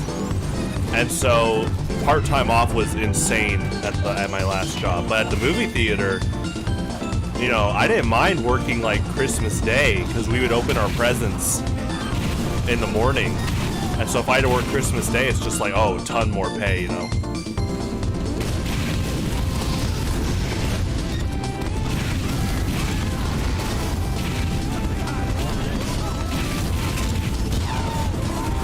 Alright, we'll go back to Shovel Knight. Wait, what's that?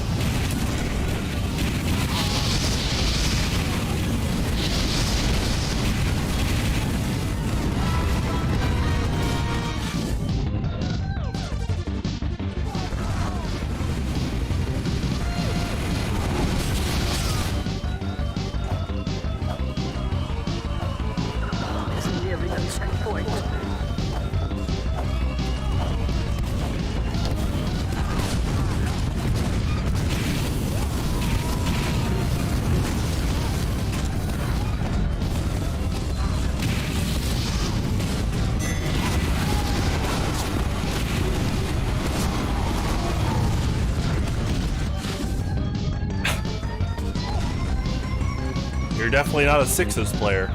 I remember they banned that. Okay, don't get mad.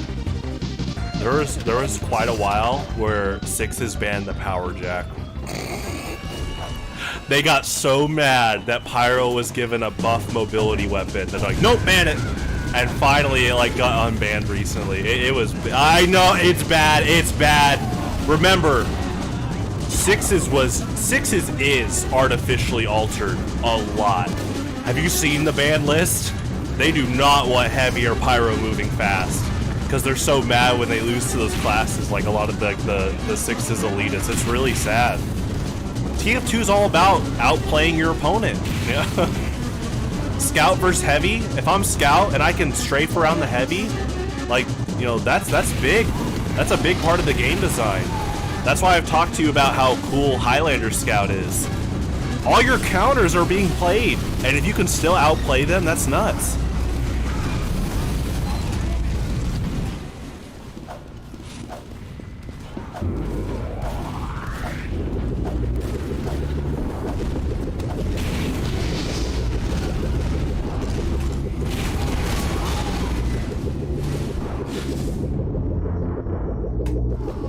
Alright, we'll go back and show them. Ooh, what's that?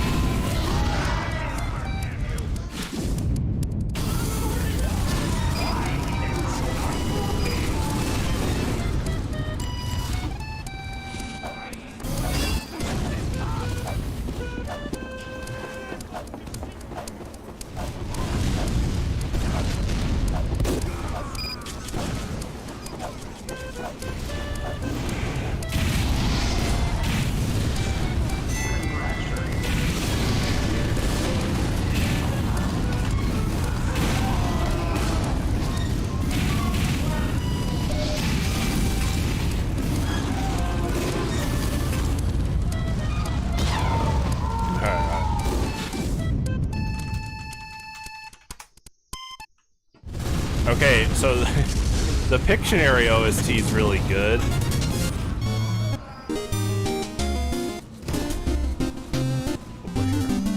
So the Pictionary OST is really good, but you actually got me into that Waterworld OST.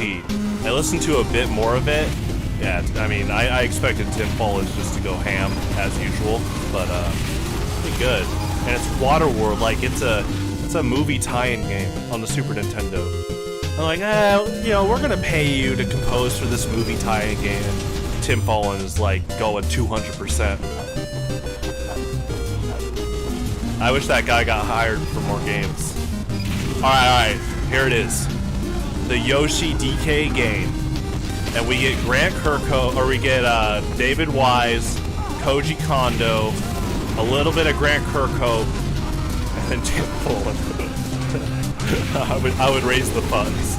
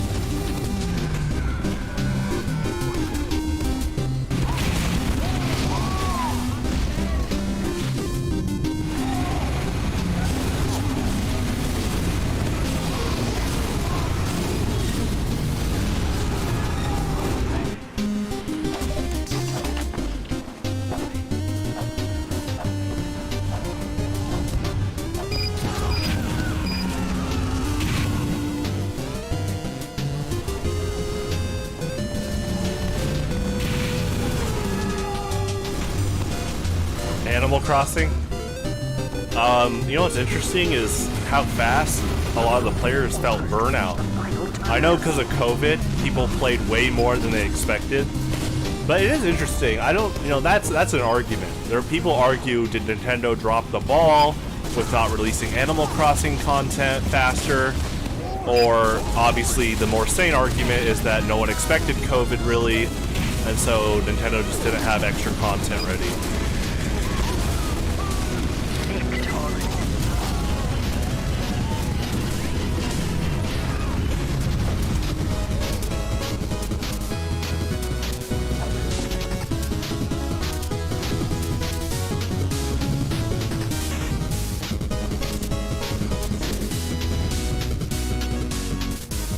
That's true. You know, the sad part is that I believe you. I wanna give Nintendo the benefit of the doubt, but what do we talked about this last night? The GameCube Wii era, they had no DLC. They had to pack their games with content. Animal Crossing on the GameCube and the DS, they went ham. I mean, Animal Crossing on the GameCube had like 20 NES games. You could play Zelda, Punch-Out, Ice Climber. Now, it was like very secret, but they were on the disc, you know. They could have done that. COVID happens, and Nintendo's like, hey, do this secret mission, and you unlock Super Mario Brothers. Yeah. Hey, Shovel Knight was 2014.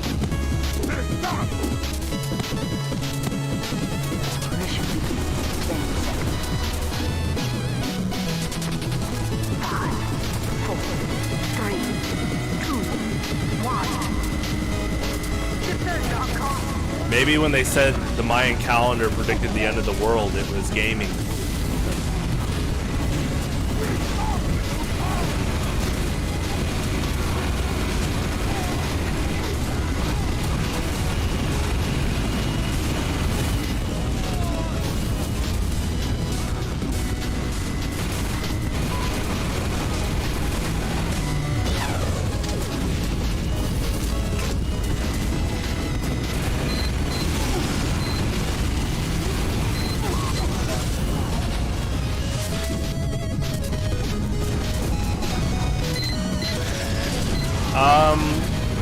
I still think Shovel Knight is one of the best indie games ever made.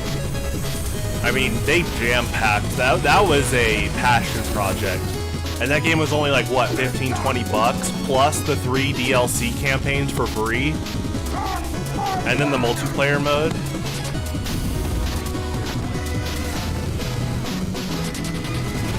I mean, indie games kind of are where a lot of the heart is in the industry right now, because people want to make games so much that they do it themselves now. I mean, I know it gets memed on, but look at like Undertale, you know.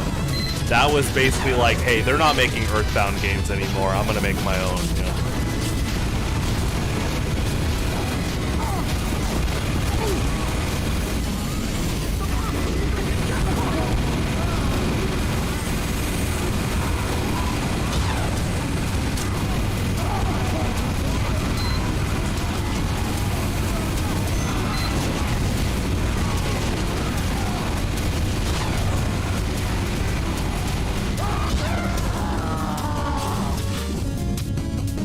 My brother was telling me about that.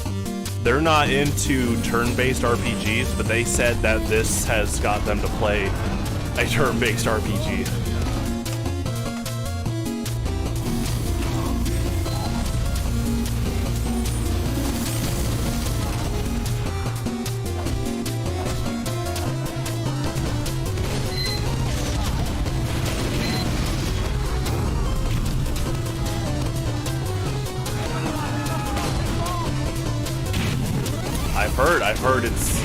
I heard the content is just crazy. Like, they packed so much content into the game. So you're telling me it's basically a GameCube game? We're looking at F-Zero GX levels of packed content that you don't have to pay for? Aside from the initial price.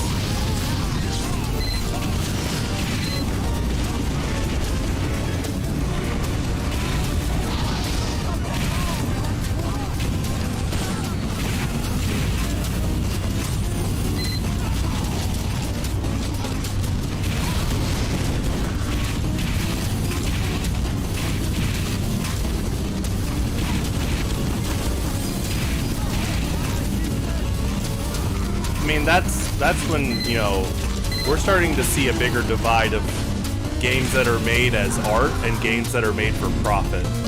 And I'm glad the internet has helped expose the games just made for profit stuff. It's really sad, because games like Yoshi's Island are passion projects. That's art, you know? It's kind of like they had the financial backing of Nintendo, they had a good enough time to actually bake it in the oven, and then bam, the sales will follow. Yeah, that's good. That's good.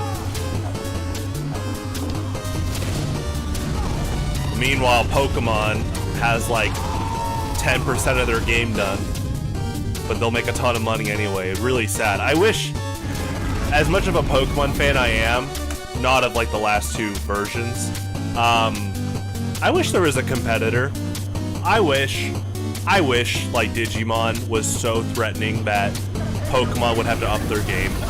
We need some type of competitor to bring back that older era of Pokemon where the cartridge was just jam-packed with content.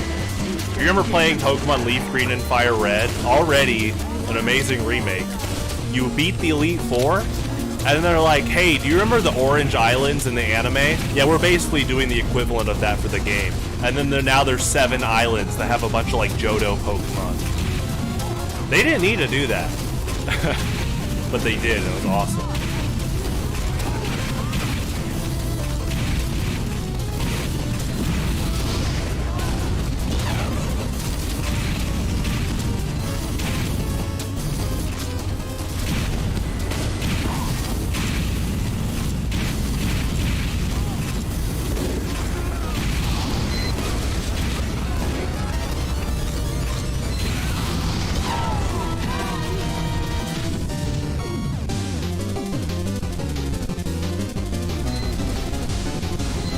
Yeah, it's an interesting push or shove, because as video games become bigger and bigger with their budget, and companies also get bigger, yeah, it starts turning into, how do we impress the investors, and not how do we just make something that we want to make artistically, you know?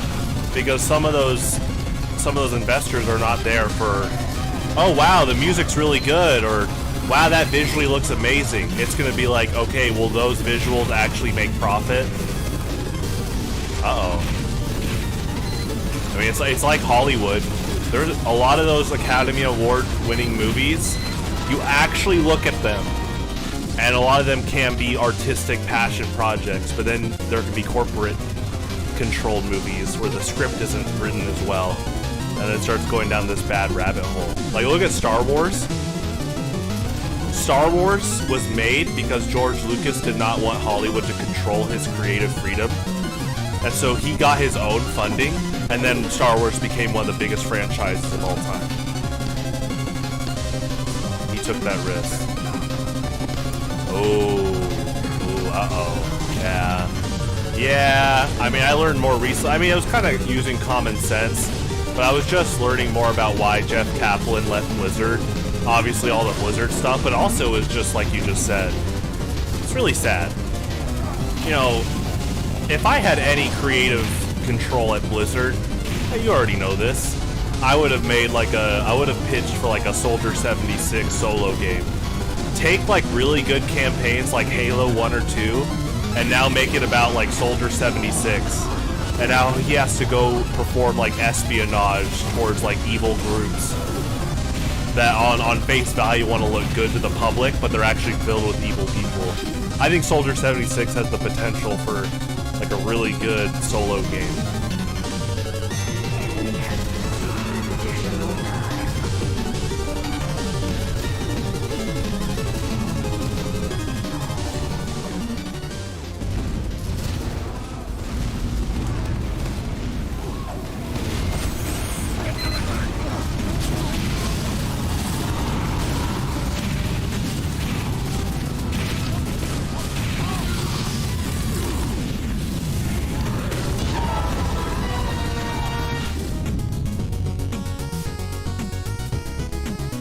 Oh, I heard about that. That's again, I'm not surprised, but you're still like, wow, they kind of had the audacity to do that. That's really sad. And I mean, Overwatch 2 should have just been a big DLC wave for Overwatch 1, but it was Blizzard doing that at BlizzCon 2019 to distract you from all the bad stuff happening at the company. Oh yeah, Plague Knight's awesome for sure. Well, it's good to see you today. So thanks for tuning in. Have a good night.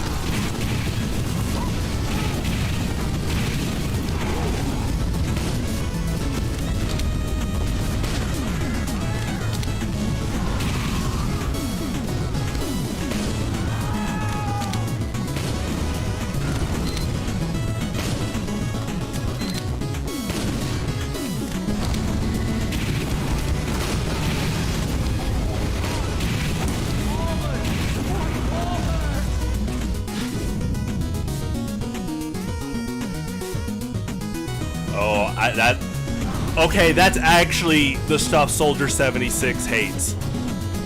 That is full irony. Literally, like, Soldier 76's whole ambition is that he and all the other good people at, like, the actual Overwatch Justice group had to take the blame for all the evil stuff that, like, Reaper and them were doing. And so now he's on a mission to, like, extract the evil, like, lying and hypocrisies. Holy crap. Maybe that's why they're not using Soldier 76 that much right now. Like, if you look at, like, the PvE cutscenes, like, he's nowhere to be found right now. Have a good night.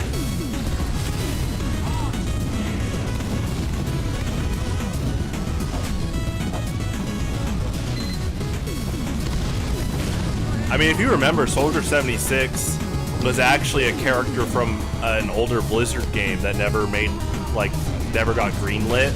Like, there was going to be a game called Soldier 76, and they used the concept art to make him in Overwatch.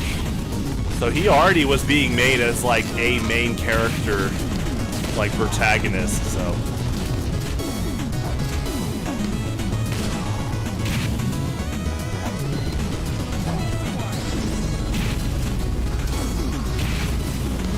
Man, his cinematic movie is so good.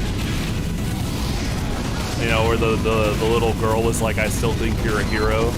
That's that's great.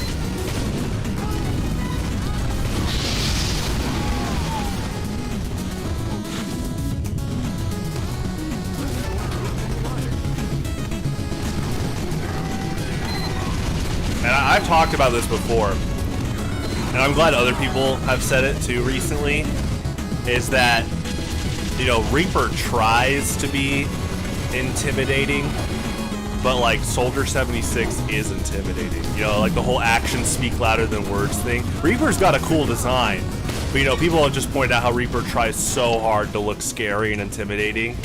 But, you know, Soldier 76 actually is, like, scary and intimidating. Dude is not happy, you know, with the injustices and stuff going on.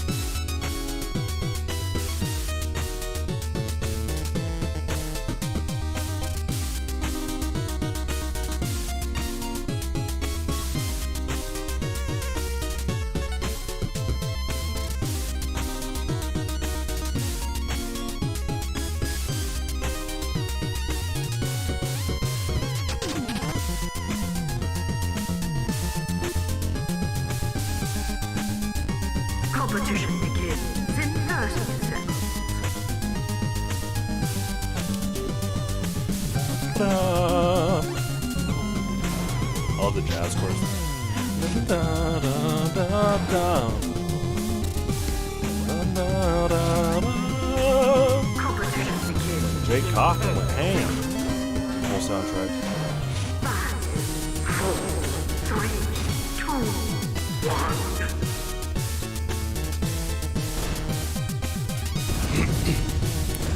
Ba, ba, da, ba. Yeah.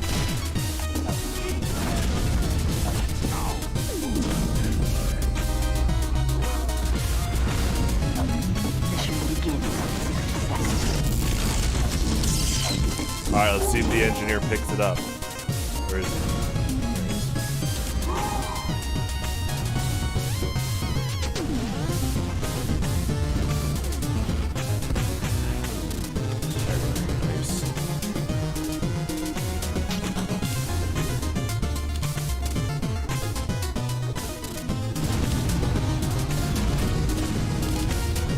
Mission begins in 30 seconds.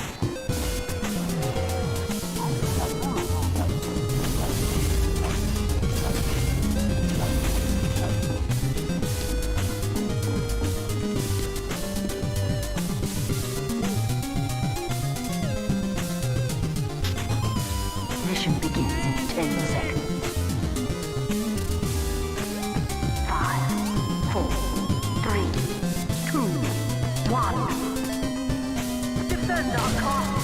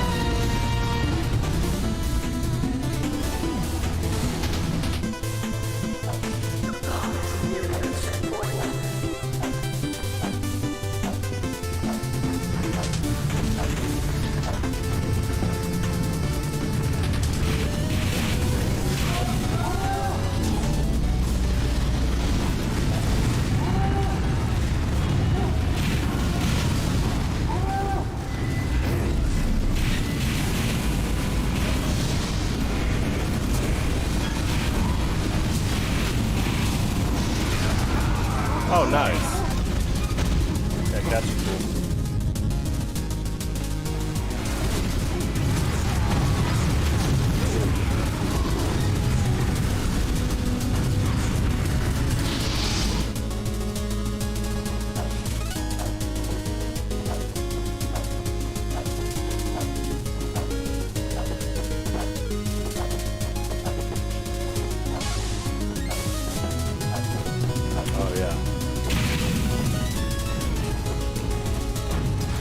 Yeah, I've seen a few people, like, their cats have had kittens lately, and, you know, there are people that are always looking to see if people will adopt.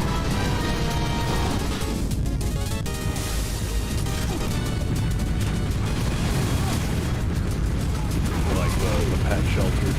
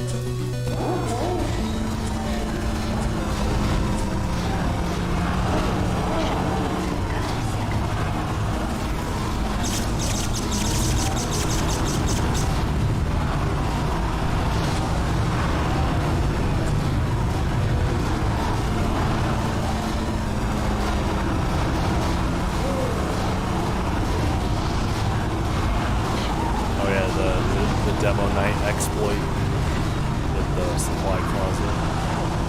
3, 2, 1. I wonder.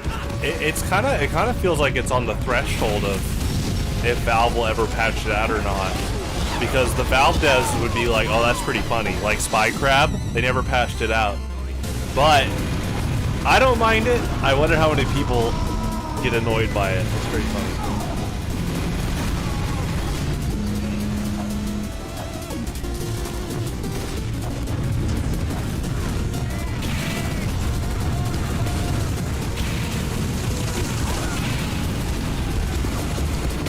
Not only did they not patch out Spy Crab, years later they make a cosmetic called the Spy Crab.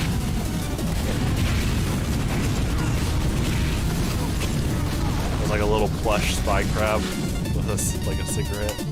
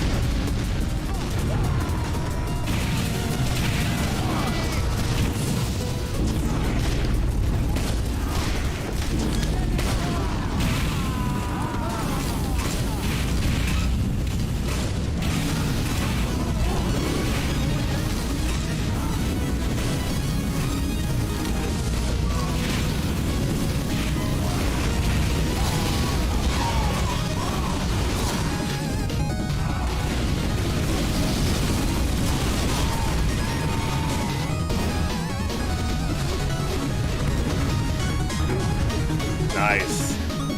Yeah, that's really good as spy, is when they know you're kind of there, you just stand still or you're cloaked. That's like one of the best mix-ups, just standing still. Because they always think you're running to like a corner, or like a health pack or something, or metal.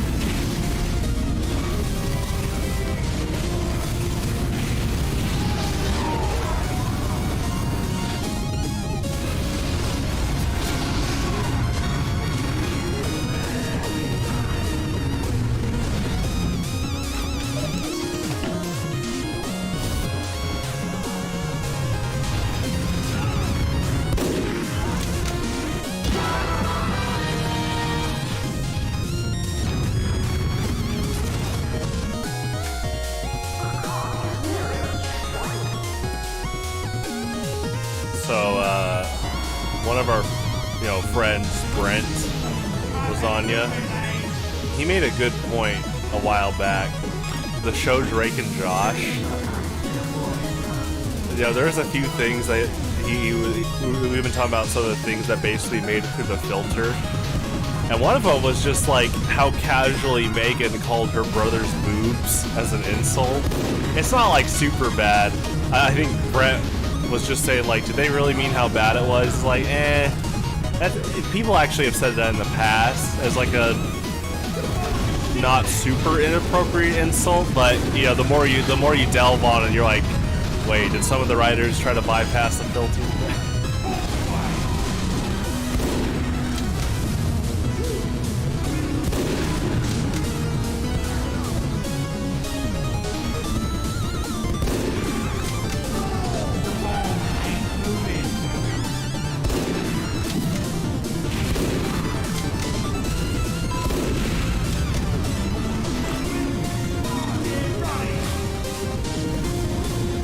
Oh yeah, great shows. It's sad that I think Dan Schneider still gets royalties, so I don't watch reruns like when they're on Netflix or if they're on like Paramount Plus. I'm not gonna watch reruns if Dan Schneider gets a cut. I think the new iCarly, I know the new iCarly is not operated by Dan Schneider at all. He's gone. So I do wonder if Nickelodeon has a contract where he's just completely, you know, off the royalty charge, but or like the royalty payments. But it is one of those, like, you know, if you can cast away Dan Schneider, yeah, you can really see how Amanda's show, Drake and Josh and iCarly was just hit after hit after hit. Yeah.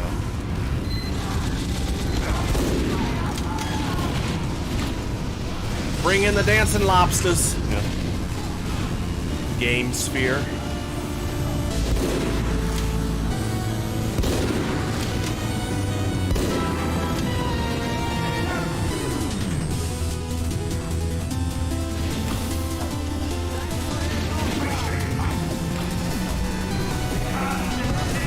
Spherical. Yeah.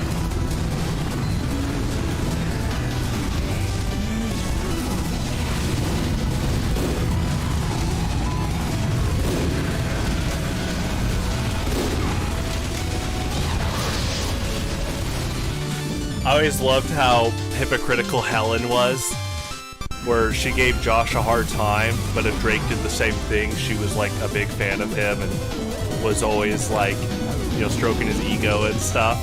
And you know, you would think that's unrealistic as a kid, but as you got older and you joined the competitive Melee scene, as the years went by, you're like, oh wow, there are a lot of people like Helen.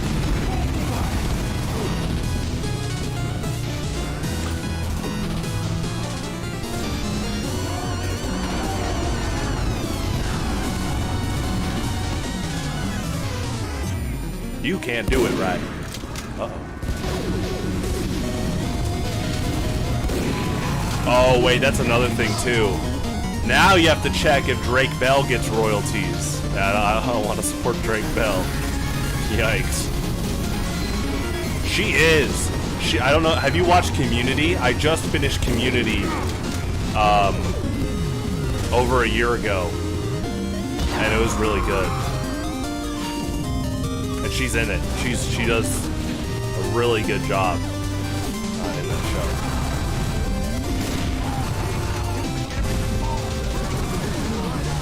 Community's really good. Yeah, I watched through all of it last year. Very good. I like that the last season had Keith David, the guy who plays Spawn. He's a very good actor. I'm glad he was in that last season because a lot of his accolades come from like voice work, which he does really good. But it's cool that they showed how good he is as just an actor on camera too. I think that really helped him out. Because people that knew his past roles like Spawn knew he was really good as an actor. But I'm glad Community let him like be on camera too.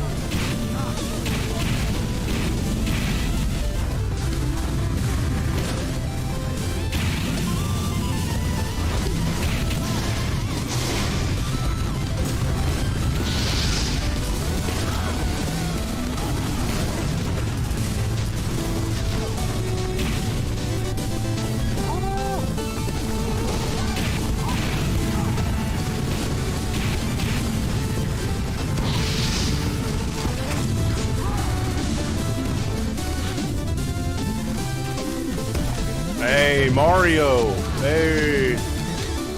His avatar. Or she.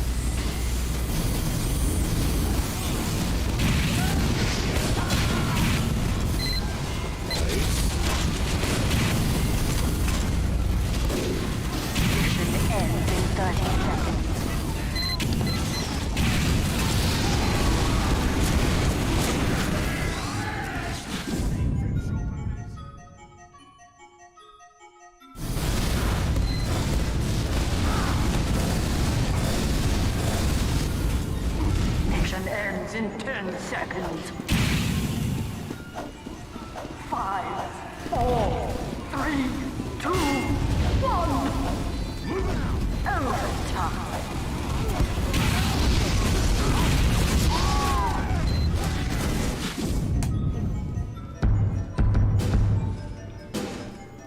I'll be right back.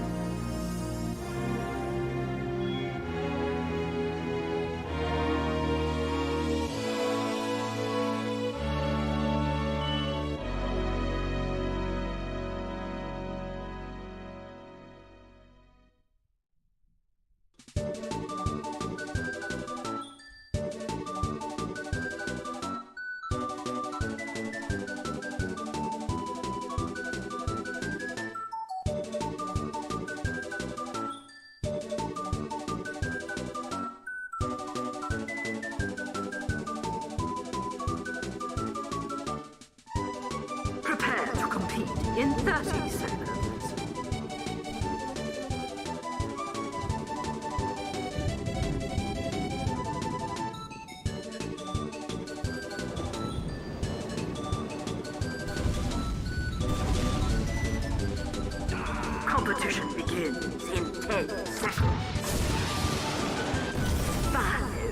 4, 3, 2, 1.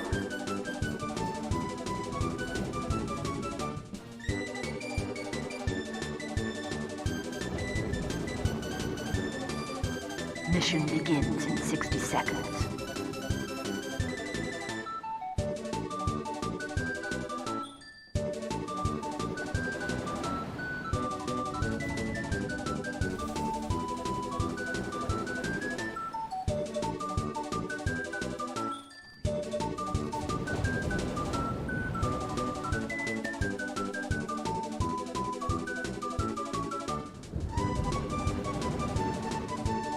Mission begins in 30 seconds.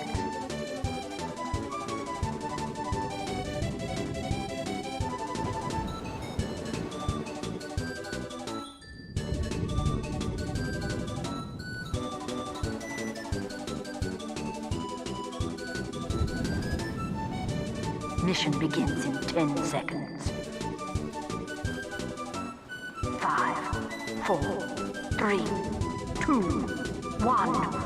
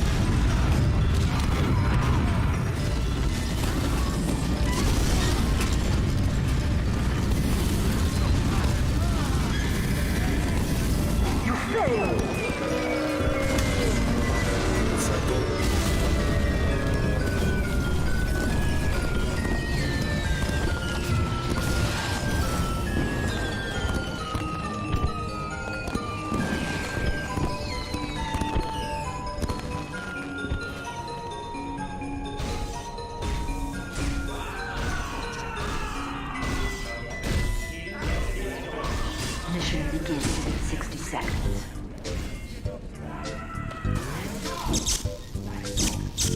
You're all right, Doc.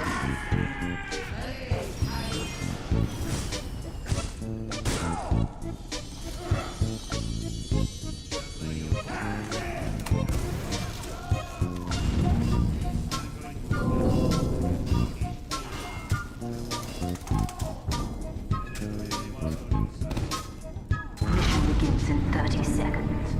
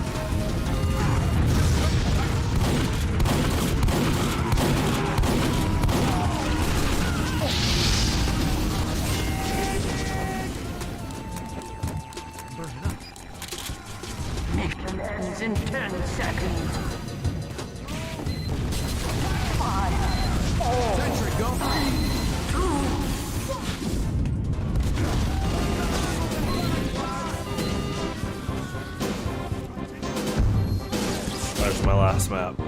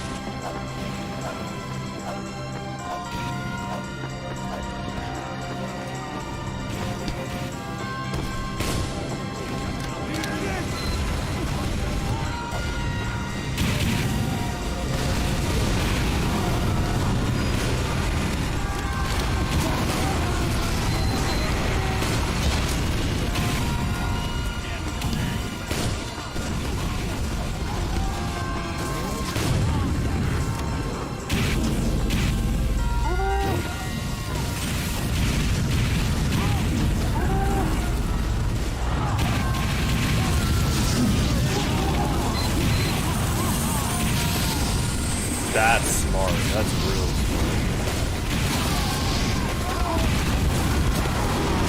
Dispenser to block. That was genius.